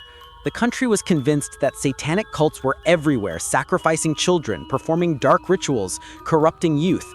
Law enforcement agencies held seminars teaching officers to recognize satanic symbols. Therapists used discredited recovered memory techniques to uncover satanic abuse. Parents saw demonic influence in everything from heavy metal music to Dungeons and Dragons. The West Memphis 3 case became the perfect storm of this mass hysteria. Damien Echols was sentenced to death. Jason Baldwin and Jesse Miskelly received life sentences. 3 teenagers convicted on virtually no physical evidence, on a coerced confession from an intellectually disabled boy, on testimony about satanic rituals that experts would later thoroughly debunk, on nothing more substantial than the way they dressed in the music they enjoyed. They were sacrificed to a community's fear and a justice system's failure, scapegoats for a crime they didn't commit, their lives destroyed so a town could believe the monster had been caught and their children were safe again. But the story didn't end with their convictions. As years passed, the case attracted attention from journalists, filmmakers, and legal advocates who recognized the grotesque injustice. The documentary Paradise Lost exposed the trial's flaws to national audiences, sparking a movement to free the West Memphis 3. New DNA testing became available, and in 2017, advanced forensic analysis of evidence from the crime scene revealed DNA that didn't match Damien, Jason, or Jesse, but did match Terry Hobbs, the stepfather of one of the victims, who had given conflicting statements about his whereabouts the night of the murders. Suddenly, the case that seemed so clearly solved looked entirely different. The real killer or killers had likely never been seriously investigated because police were too busy chasing shadows and satanic fantasies. Legal battles continued for years, with courts reluctant to overturn convictions despite mounting evidence of innocence. Damien remained on death row, counting down toward execution for a crime he didn't commit. Jason and Jesse languished in prison, their youth stolen, their futures destroyed. Finally, in 2011, after 18 years of wrongful imprisonment, a deal was offered. The state of Arkansas, facing overwhelming evidence that they'd convicted innocent teenagers, offered an Alford plea, a legal mechanism where defendants maintain their innocence but acknowledge that prosecutors have evidence that could convict them. It was a cowardly compromise that let the state avoid admitting their catastrophic mistake while releasing men they'd fought for years to execute or imprison for life. On August 19, 2011, Damien Echols walked off death row, Jason Baldwin and Jesse Miskelly walked out of prison, and all 3 tasted freedom for the first time in nearly 2 decades. But freedom came with conditions. By accepting the Alford plea, they remained convicted felons, unable to sue for wrongful imprisonment, unable to fully clear their names. The state got to maintain that justice had been served while quietly releasing men they'd fought for years to execute or imprison for life. The real killer or killers of Steve Branch, Michael Moore, and Christopher Byers remain free, likely never seriously investigated, the case effectively closed with the wrong people punished. The West Memphis 3 case stands as one of the most egregious examples of how moral panic can corrupt justice, how confirmation bias can blind investigators to truth, how communities desperate for answers will accept convenient scapegoats over uncomfortable facts. It demonstrated the dangers of satanic panic, a hysteria that swept America in the 1890s and 1990s, destroying lives, breaking apart families, and resulting in numerous wrongful convictions before finally being recognized as the mass delusion it always was. It exposed how poverty, alternative lifestyles, and mental health struggles can make people vulnerable to persecution, how teenagers who don't conform become easy targets when society needs someone to blame. Today, Damien Echols is an author and artist, Jason Baldwin works advocating for criminal justice reform, and Jesse Miskelly lives quietly, trying to rebuild a life stolen from him. The 3 murdered boys remain victims not just of their killer, but of a justice system that failed them by pursuing the wrong people. Their families remain divided, some still convinced the West Memphis 3 were guilty despite all evidence to the contrary, unable or unwilling to accept that the satanic ritual narrative was always fantasy.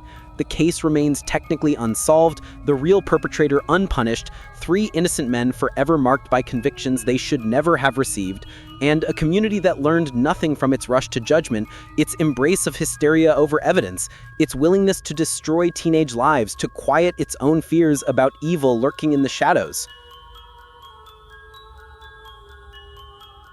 The Boy in the Box. On February 25, 1957, A college student checking his muskrat traps in a wooded area off Susquehanna Road in Philadelphia's Fox Chase neighborhood noticed a large JCPenney bassinet box lying among the underbrush, partially hidden but visible enough to catch his attention. Something about it seemed wrong, out of place in the winter woods. He opened the box and immediately recoiled in horror. Inside, wrapped in a cheap plaid blanket, was the naked body of a small boy, approximately 4 to 6 years old, with distinctive features that would become heartbreakingly familiar to investigators and the public in the decades that followed. The child had been severely malnourished, his body bearing signs of chronic abuse, fresh bruises covering his thin frame, and his hair recently crudely cut, as if someone had tried to change his appearance before dumping his body like trash in the Pennsylvania woods. His case would become America's most famous unidentified child victim, a mystery that has haunted Philadelphia and captivated investigators for over 65 years. A little boy who died alone and unloved, whose very name remains unknown. The discovery shocked the Philadelphia community and launched one of the most extensive missing persons investigations in American history. Police photographed the boy from every angle, his haunting face with striking blue eyes captured in images that would be distributed nationally. They canvassed the area, interviewed thousands of people, followed up on hundreds of tips, and displayed his photograph everywhere, hoping someone would recognize this child and come forward. But inexplicably, impossibly, no one claimed him. No missing persons reports matched his description. No parents came forward searching for their lost son. No neighbors reported a family whose child had disappeared. It was as if this little boy had never existed, as if he'd materialized in that box with no history, no identity, no one who cared enough to report him missing. The autopsy revealed details that made the case even more heartbreaking and mysterious. The boy had died from multiple blows to the head, brutal trauma that caused fatal brain injury, but the chronic abuse was equally disturbing. His body showed signs of long-term malnourishment and neglect. His fingernails and toenails had been recently, roughly trimmed. His hair had been cut shortly before death, and it was cut badly, as if someone untrained had done it hastily. There were scars on his body from previous injuries, suggestions of a life filled with pain and suffering. Most significantly, his body had been carefully cleaned after death, scrubbed so thoroughly that it removed potential trace evidence, suggesting whoever killed him or disposed of his body knew that washing could eliminate forensic clues. The blanket he was wrapped in was cheap, available from numerous stores. The bassinet box was similarly common, providing no useful leads. Whoever had done this had been careful, deliberate, ensuring nothing would trace back to them. Police pursued every possible lead with desperate determination. They interviewed everyone who'd purchased similar bassinets from local JCPenney stores. They showed the boy's photograph to teachers, social workers, medical professionals, anyone who might have encountered an abused child matching his description. They consulted with experts about his distinctive features, the unusual length of his fingers, the specific shape of his face, anything that might trigger recognition. They exhumed his body multiple times over the decades as forensic technology advanced, hoping new techniques might reveal clues the original investigation missed. But every lead dissolved into frustration. Every promising tip led nowhere. The boy's identity remained stubbornly, impossibly unknown. The case took a bizarre turn in 1960 when a psychic named Florence Steinemeyer came forward claiming to have information about the boy's identity. She led investigators to a specific house where she claimed the boy had lived and died. Police investigated thoroughly, even obtaining a warrant to search the property, but found no evidence connecting the location to the victim. Steinemeyer's claims, like so many others, led nowhere. Over the years, hundreds of psychics would contact police with visions, dreams, and supposed communications from the dead child, but none provided actionable information. The case became a magnet for people seeking attention or genuinely believing they had supernatural insight, creating noise that made genuine leads harder to identify. In 1998, over 40 years after the boy's death, a woman named M came forward with a story that seemed to finally crack the case wide open. She claimed the boy was the son of her abusive mother, who had purchased the child from his birth parents in 1954. According to M's account, her mother had kept the boy in the basement, abused him terribly, and finally killed him in a violent rage after he vomited up his dinner. M's mother had then forced her to help dispose of the body in the box where it was later found. The story was detailed, specific, and consistent with known facts about the crime. M passed a polygraph test. Investigators wanted desperately to believe they'd finally solved the decades-old mystery. But as they investigated M's claims, problems emerged. M had a history of mental illness and had made unreliable statements in the past. When investigators tried to verify specific details of her story, they couldn't find corroborating evidence. The house M identified didn't match certain physical evidence from the scene. Other family members denied M's account completely, insisting no such boy had ever been in their home. DNA testing, which had become available by this point, showed no genetic relationship between M and the boy in the box. Her entire story, as compelling as it initially seemed, appeared to be either a false memory and attention-seeking fabrication or the product of mental illness rather than genuine testimony. The case remained frustratingly unsolved. Modern investigators have continued working the case using advanced forensic techniques unavailable in 1957. They've conducted isotope analysis on the boy's teeth and hair, which can reveal geographic information about where someone lived based on water and food they consumed.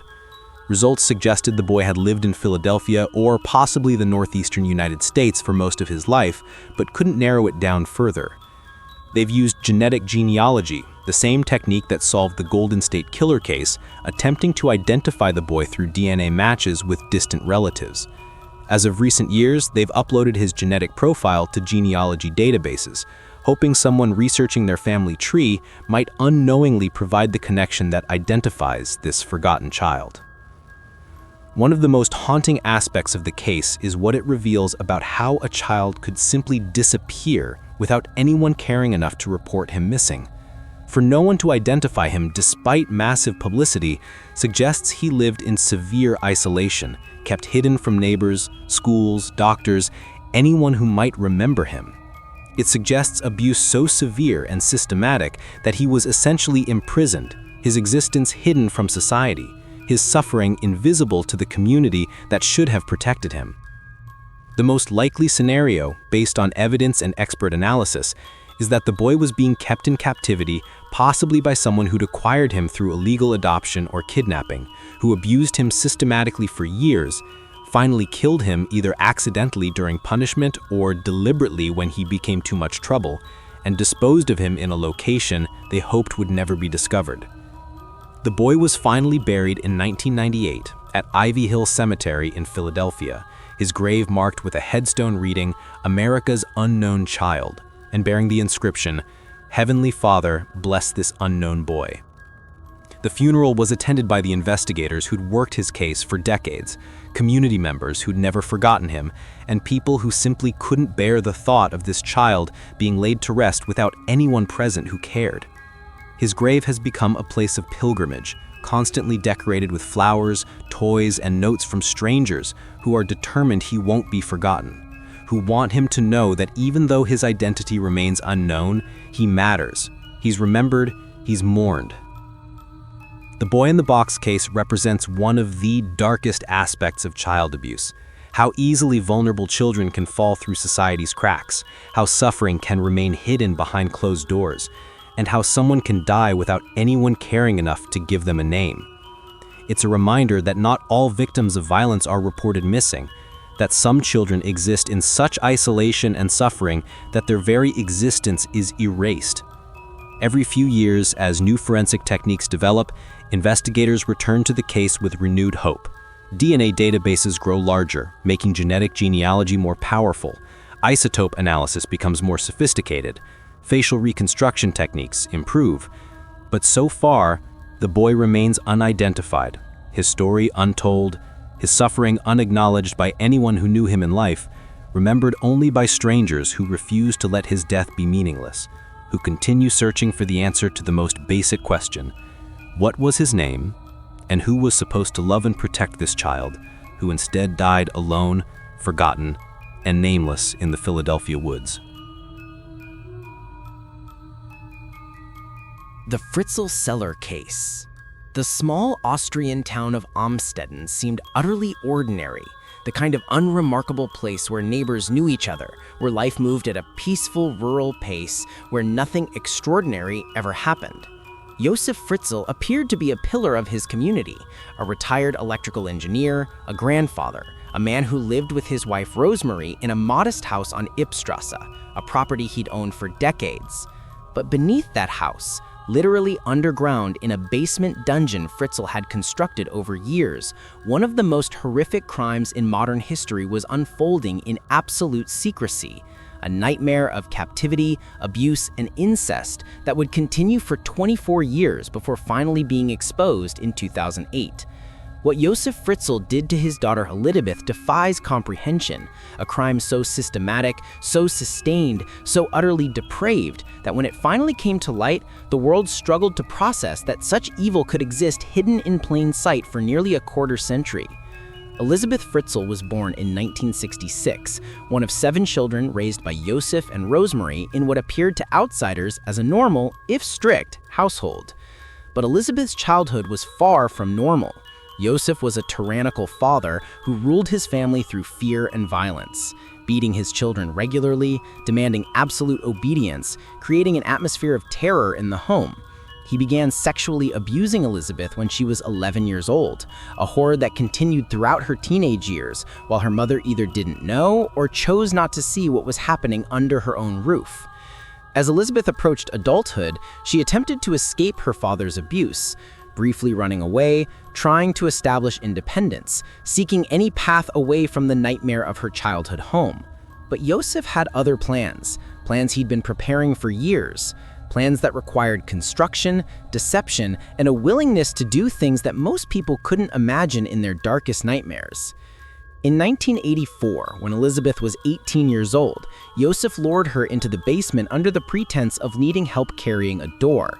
Once she was in the newly constructed cellar area, he drugged her with ether-soaked cloth held over her face until she lost consciousness.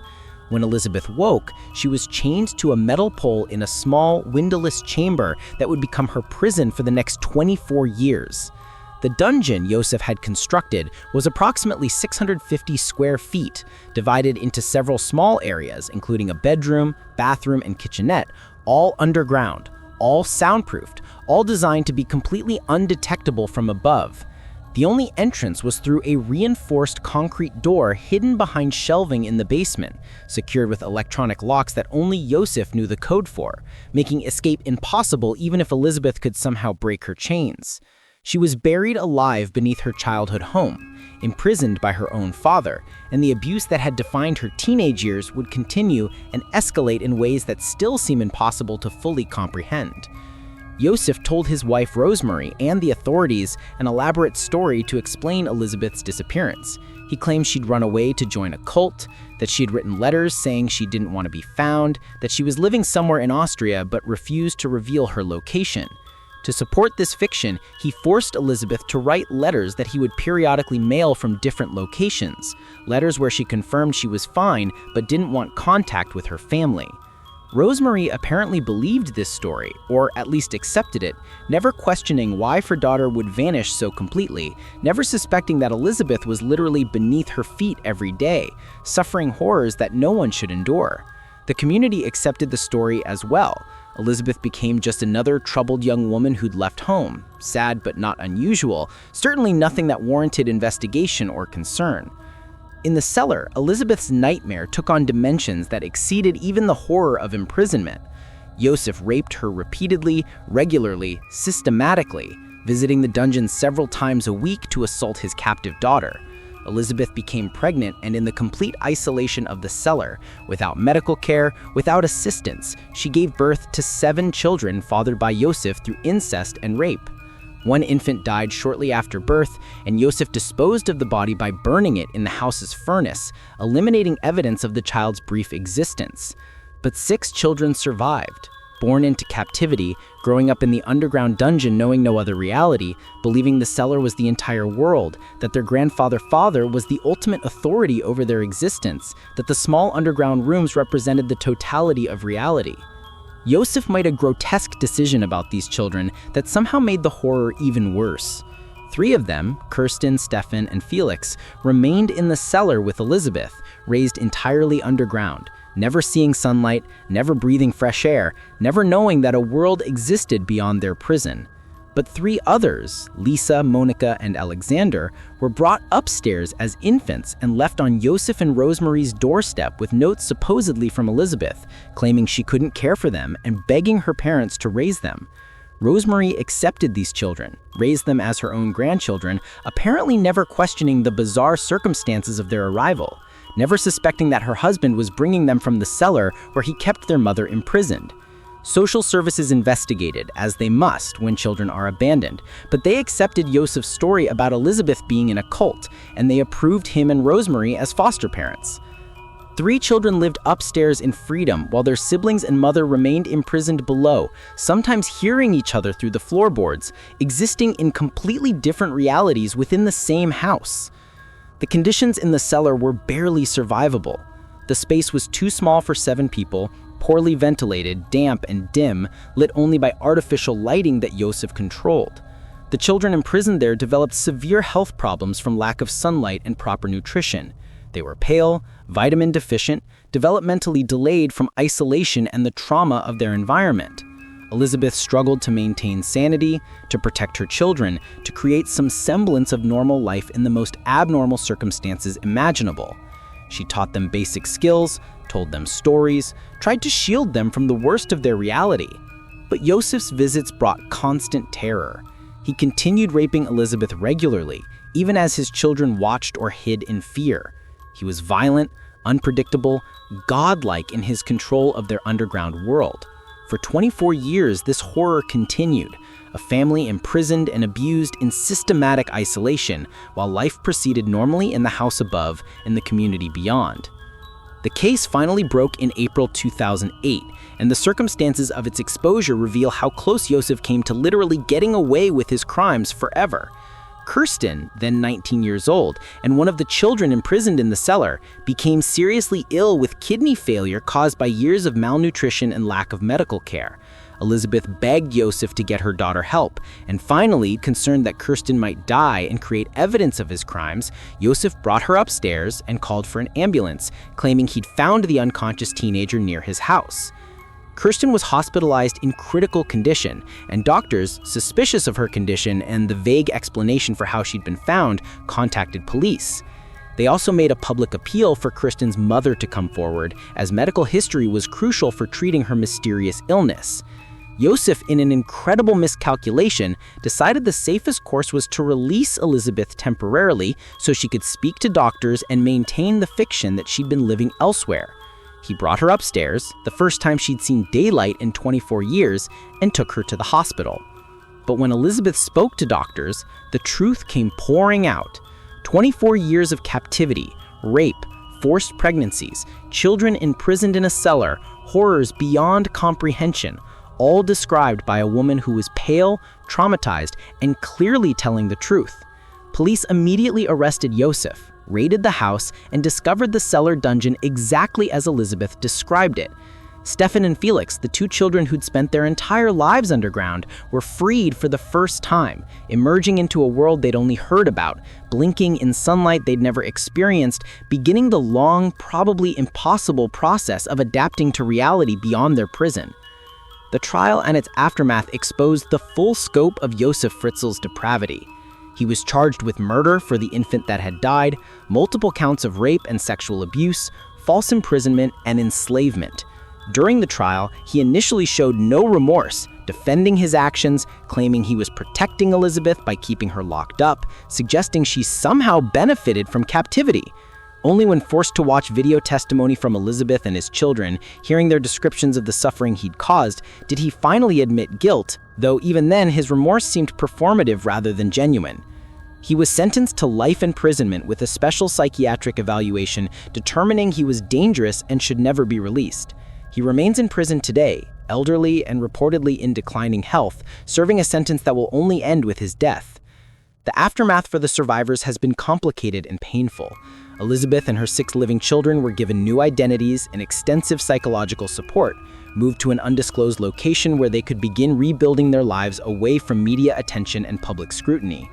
The 3 children who'd lived upstairs had to process the revelation that their sister mother had been imprisoned beneath them their entire lives, that their father-grandfather was a monster, and that their entire family history was a lie. The children who'd lived in the cellar faced almost impossible challenges adapting to the outside world, learning social skills, overcoming developmental delays, processing trauma that defined their entire existence. Rosemarie, Joseph's wife, claims she had known nothing about the cellar or the imprisonment, and while many find this incredible given the circumstances, she was never charged with any crime. The Fritzl case became a symbol of humanity's capacity for sustained evil, of how monsters can hide in plain sight, of how societies can fail to notice suffering happening literally beneath their feet.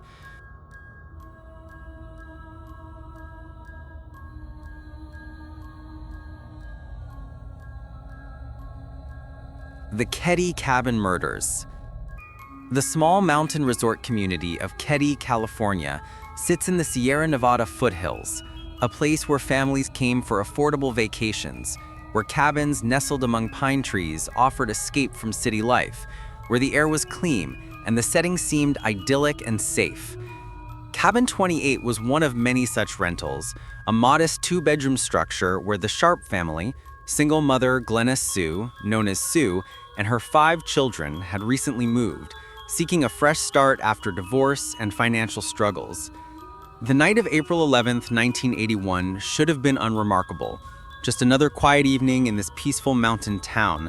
But what happened in Cabin 28 that night would become one of California's most brutal unsolved murders, a case involving extreme violence, possible cover-ups, and mysterious circumstances that have frustrated investigators for over 40 years and traumatized a community that never fully recovered from the horror that unfolded in their midst. Sue Sharp was 36 years old, a woman trying her best to raise her children, John, 15, Sheila, 14, Tina, 12, Rick, 10, and Greg, 5, in difficult circumstances. Money was tight, the cabin was small, but they were together, making it work, building a new life. On that April evening, Sue and John were in the cabin along with John's friend, Dana Wingate, 17, who'd come to visit. Sheila was spending the night at a neighbor's cabin. The younger boys, Rick and Greg, were sleeping in an adjacent bedroom. 12-year-old Tina was in the main room with Sue, John, and Dana. Sometime after midnight, someone entered Cabin 28, and what followed was a frenzy of violence so brutal and excessive that it suggested rage beyond comprehension, multiple attackers, and a personal element that made it far more than a random crime. Sheila returned home the next morning around 8 a.m., opening the unlocked door to a scene of carnage that would haunt her for the rest of her life. Her mother, Sue, her brother, John, and his friend, Dana, had been bludgeoned and stabbed with ferocious violence in the cabin's living room. Sue had been stabbed multiple times and strangled with an electrical cord. John's throat had been cut, and he'd been stabbed repeatedly. Dana had suffered similar injuries, with evidence suggesting he'd fought desperately against his attackers. The weapons used included a hammer, kitchen knives, and possibly other objects, with the attack so frenzied that it left blood splattered across walls, ceilings, and furniture. The scene suggested multiple attackers, extreme rage, and an extended period of violence, not a quick murder, but a sustained attack where victims were beaten, stabbed, and tortured before finally dying. But incredibly, impossibly, Rick and Greg had slept through the entire attack in their bedroom just feet away, or at least claimed they had, waking to find their mother, brother, and Dana dead in the next room. Even more mysterious, 12-year-old Tina was missing. Her body wasn't in the cabin, there was no sign of her, and the circumstances suggested she'd either fled during the attack or been taken by the killers. For 3 years, Tina's fate remained unknown, her disappearance adding another layer of mystery and horror to an already incomprehensible crime. Then, in 1984, her skull was discovered by a bottle collector in Camp 18, approximately 50 miles from Ketty. The rest of her remains were never found, and the cause of death couldn't be determined from the skeletal remains, leaving questions about whether she'd been killed during the initial attack or held captive for some period before being murdered and disposed of in the remote location. The investigation into the Ketty murders was troubled from the beginning, marked with questionable decisions, missing evidence, and suspicious circumstances that have fueled conspiracy theories for decades. The crime scene was improperly secured, with people walking through it, contaminating evidence, and taking items before proper forensic examination. Critical evidence disappeared from the sheriff's evidence locker, including a hammer believed to be one of the murder weapons. Witnesses reported seeing suspicious vehicles and individuals near Cabin 28 the night of the murders, but these leads were inadequately investigated. Local rumors immediately focused on certain suspects, including Martin Smart and his friend John Bo Bubiday, who lived nearby in Cabin 26 and had connections to the Sharp family. But despite circumstantial evidence and witness statements suggesting their involvement, they were never charged. Martin Smart had been Sue Sharp's neighbor and had supposedly made inappropriate advances toward her that she'd rejected. He had a history of violence and mental instability. On the morning after the murders, his wife Marilyn discovered a bloody knife in their cabin and bloody clothing, which she reported to police. Neighbors had heard screaming from Cabin 28 the night of the murders, but assumed it was Sue's children fighting and didn't investigate. Others reported hearing what sounded like muffled gunshots, though no gunshot wounds were found on the victims. Martin's wife later found counseling tapes he'd made where he allegedly confessed to the murders, but by the time these were reported to police, Martin had died, taking any potential confession to his grave.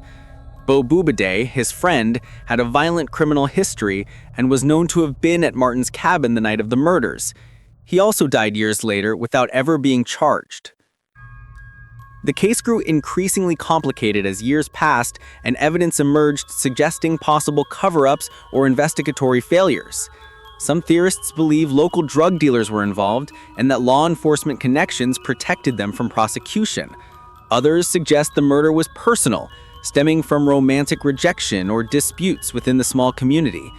The fact that Rick and Greg claimed to have slept through the violent murders happening feet away struck some as impossible, leading to speculation they might have witnessed something or been threatened into silence.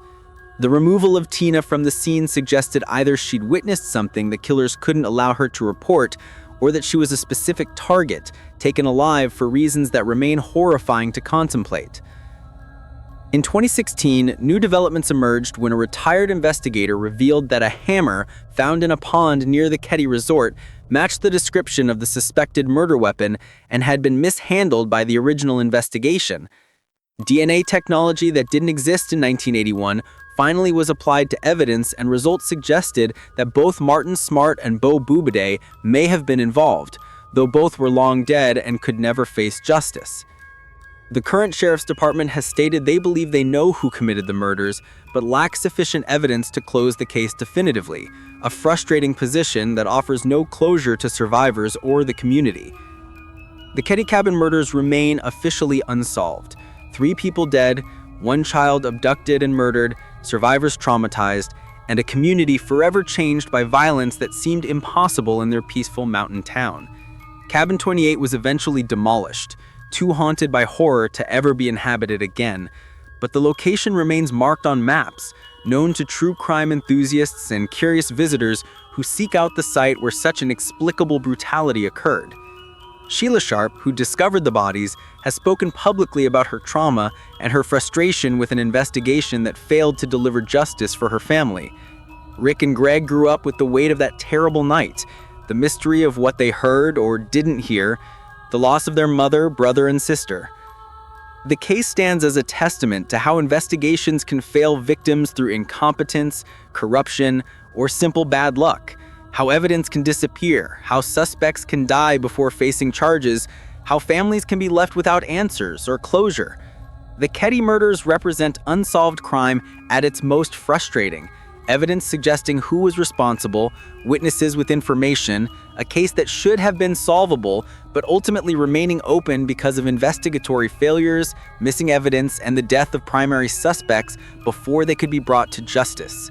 Sue, John, Dana, and Tina Sharp deserved better than they received, both on the night they were murdered and in the decades since, when justice remained tantalizingly close but ultimately unreachable, leaving their story as a dark chapter in California's criminal history and a permanent scar on a small mountain community that could never again believe in its own safety or innocence. The Tamam Shud case, Somerton Man.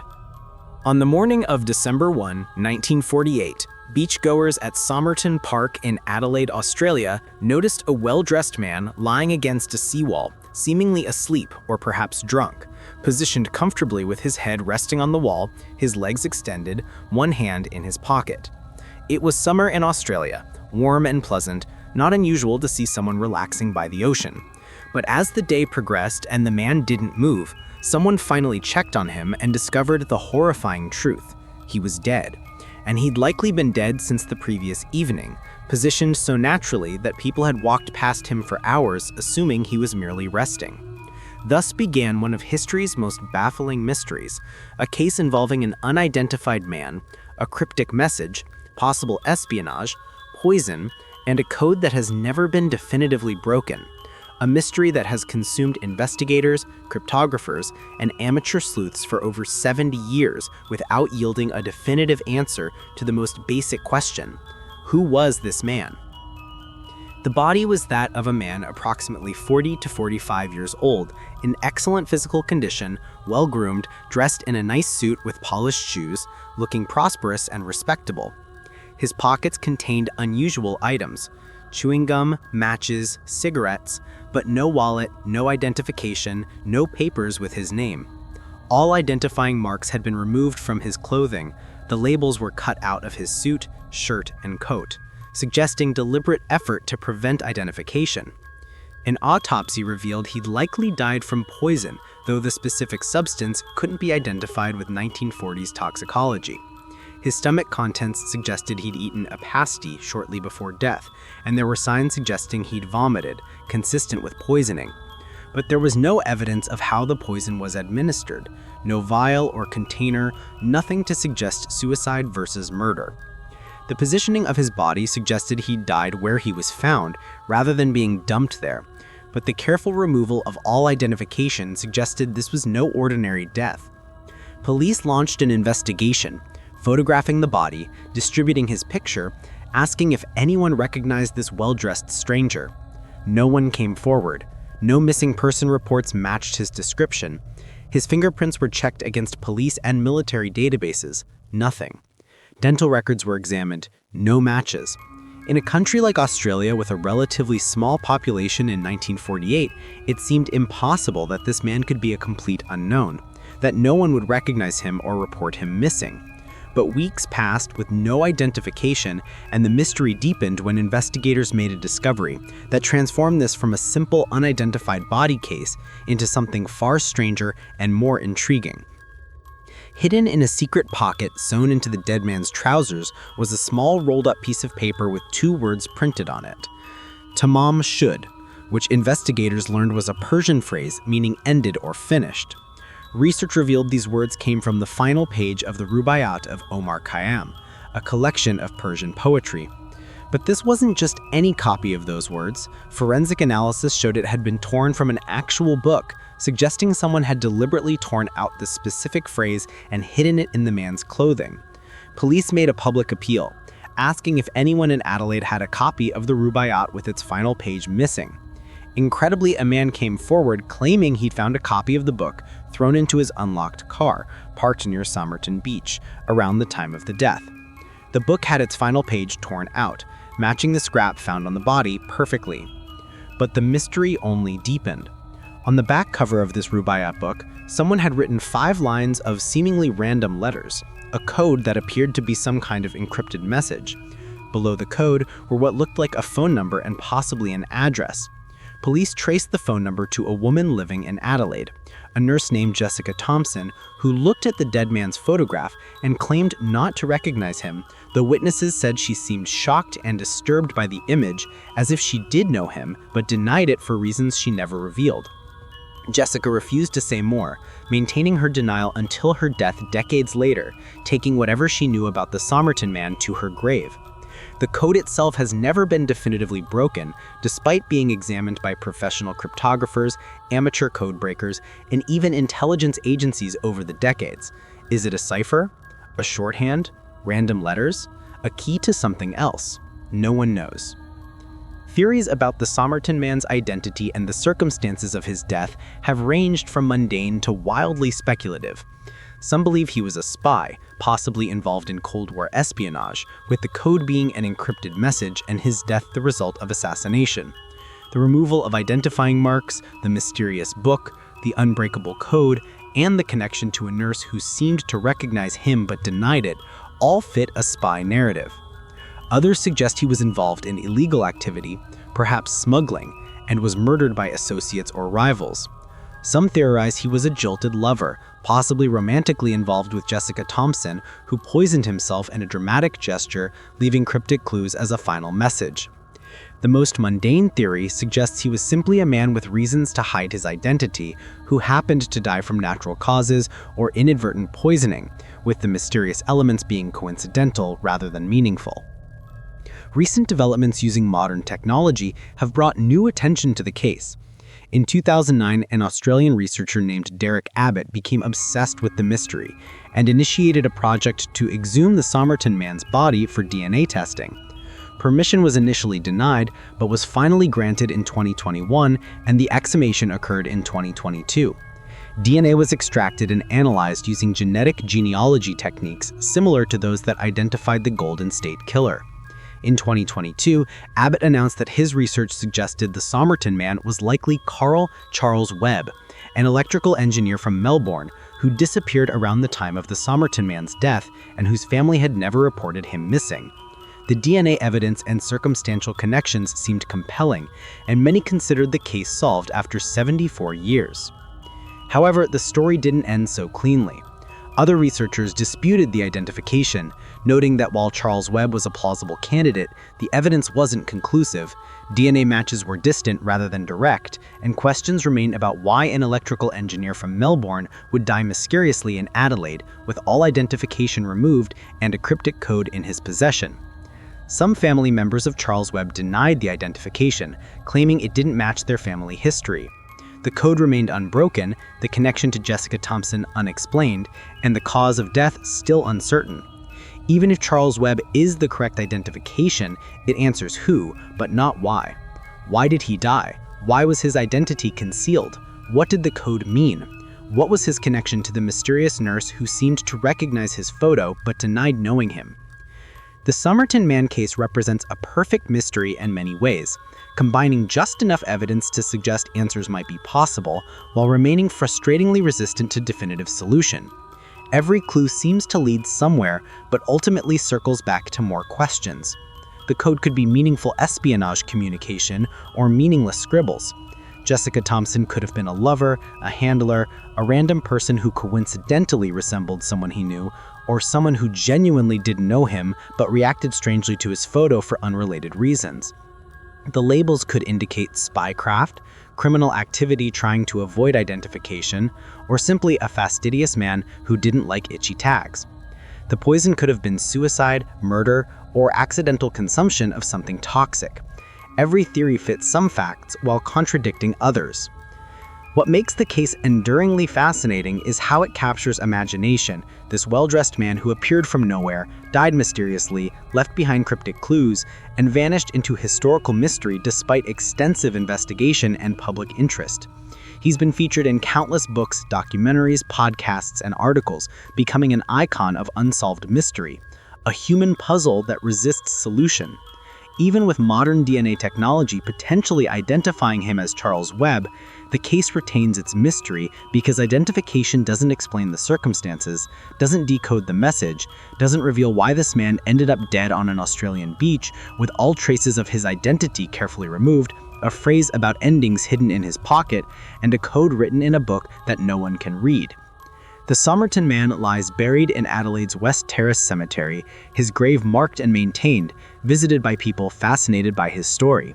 Whether he was a spy, a criminal, a tragic lover, or simply a man with secrets who died at the wrong time in the wrong place, his story represents the ultimate unsolved mystery, a case where every answer generates new questions, where the more you investigate, the less you become, and where the truth, if it exists, remains hidden behind veils of time, death, and a code that speaks but cannot be understood, leaving us to wonder forever about the man who died with ended in his pocket, but whose story refuses to find an ending.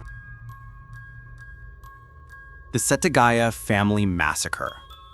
Tokyo's Setagaya Ward was one of the city's safest neighborhoods. A quiet residential area where families raised children, where crime was virtually non-existent, where people left their doors unlocked without fear. The Miyazawa family lived in a modest two-story house on a corner lot, sandwiched between their property and a small park that was scheduled for development. Mikio Miyazawa, 44, worked as a consultant, while his wife Yasuko, 41, managed their home and cared for their two children, Nina, 8, and Rei, 6.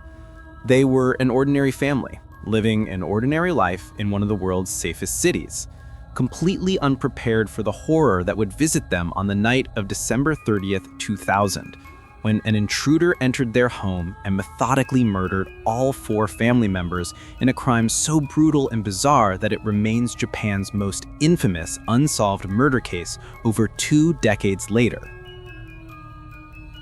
The evening started normally. The family had dinner together, the children played, and everyone prepared for bed. Mikio was working in his second-floor office, while Yasuko and the children were in their loft bedroom area. Sometime between 11:30 p.m. and midnight, an intruder entered the house, likely through a bathroom window, and the nightmare began. The killer first encountered Nina, the 8-year-old daughter, and strangled her to death in the loft area. When Yasuko discovered the attack and tried to protect her daughter, the killer stabbed her repeatedly with a kitchen knife, inflicting over 30 wounds. 6-year-old Rei, awakened by the commotion, was also stabbed to death. Mikio, hearing the screams from his office downstairs, rushed up to defend his family and confronted the intruder on the stairs. A violent struggle ensued, with Mikio fighting desperately despite being stabbed multiple times. The killer used multiple weapons, at least 2 different knives, and the fight moved between floors before Mikio finally succumbed to his injuries, having been stabbed over 10 times. His body found at the base of the stairs where he'd made his final stand, trying to protect his family. But here's where the Setagaya case becomes truly bizarre and disturbing. After murdering all 4 family members, the killer didn't flee. Instead, he stayed in the house for hours, possibly as long as 10 hours, conducting himself in a manner that suggests either complete confidence he wouldn't be discovered or a psychological state detached from normal fear or urgency. The killer went into the kitchen and ate ice cream from the family's refrigerator, leaving 4 empty containers. He drank tea and ate melons. He used the family's computer, logging onto the internet and visiting various websites, seemingly unconcerned about digital traces. He defecated in the toilet without flushing, leaving behind biological evidence. He treated wounds he'd sustained during the struggle with Mikio, using the family's first aid supplies, leaving bloodstained bandages and tissues. He changed into Mikio's clothing because his own had been bloodied during the attacks. He took a nap on the family's couch. He rifled through drawers and belongings, though he took relatively little, some cash and items of minimal value, suggesting robbery wasn't the primary motive. When the bodies were discovered on New Year's Eve by Yasuko's mother, who'd come to visit and found the door unlocked and the house eerily silent, police were confronted with one of the most evidence-rich crime scenes in Japanese history. The killer had left behind an astonishing amount of forensic material: DNA from blood, saliva, feces, and skin cells, fingerprints throughout the house, footprints in the victim's blood, clothing items including a jacket, hat, and hip bag, sand particles in his shoes suggesting where he'd been before the murders, and even traces of specific types of dye and materials that could identify where his clothing was manufactured. Japanese police, known for their meticulous forensic work and high solve rate, seemed to have everything they needed to identify and apprehend the killer. Yet over 20 years later, despite having one of the most complete forensic profiles of any unknown criminal in history, the Setagaya killer has never been identified. The evidence painted a fascinating and disturbing picture of the killer. DNA analysis suggested he was of mixed ethnicity, possibly part Asian and part European or Middle Eastern. His clothing was unusual. The jacket was from a Korean brand with limited distribution. The hip bag was a distinctive style popular in certain regions. And his shoes were a specific size and brand. The sand in his shoes was traced to a particular type found at US military bases in Japan, leading to speculation he might have military connections. His knife was identified as a specific type sold in limited quantities. The websites he visited on the Miyazawa computer suggested interests in theatrical makeup and performance. Some evidence suggested he might have been left-handed. Blood type, height estimates from footprints, and various other physical characteristics were established with precision. Police literally had a forensic blueprint of this person, yet he remained a ghost. Theories about the killer's identity and motive have proliferated over the decades. Some investigators believe he was a young man, possibly a teenager, based on his clothing choices and internet activity. The fact that he stayed in the house so long suggested either extreme confidence, psychological detachment, or that he had nowhere else to go. The relatively minor items he stole suggested robbery wasn't the motive. Some theorists believe the Miyazawa family was specifically targeted, possibly because their house was adjacent to a parkland that the city planned to develop, and perhaps someone connected to that development had motives to intimidate or punish the family for opposing the project. Others suggest the killer might have been mentally disturbed, homeless, or in an altered mental state, explaining the bizarre post-murder behavior. The military base connection from the sand particles led to speculation about a US serviceman being involved, though extensive investigation of that angle produced no suspects. Japanese police have pursued this case with remarkable dedication, following up on over 280,000 leads, interviewing thousands of people, conducting DNA testing on numerous suspects, and never closing the investigation. Every year on the anniversary of the murders, police conduct neighborhood canvasses, distribute flyers, and renew public appeals for information. The house where the murders occurred was preserved as a crime scene for years before finally being demolished, but the lot remains empty, marked as the site of the tragedy.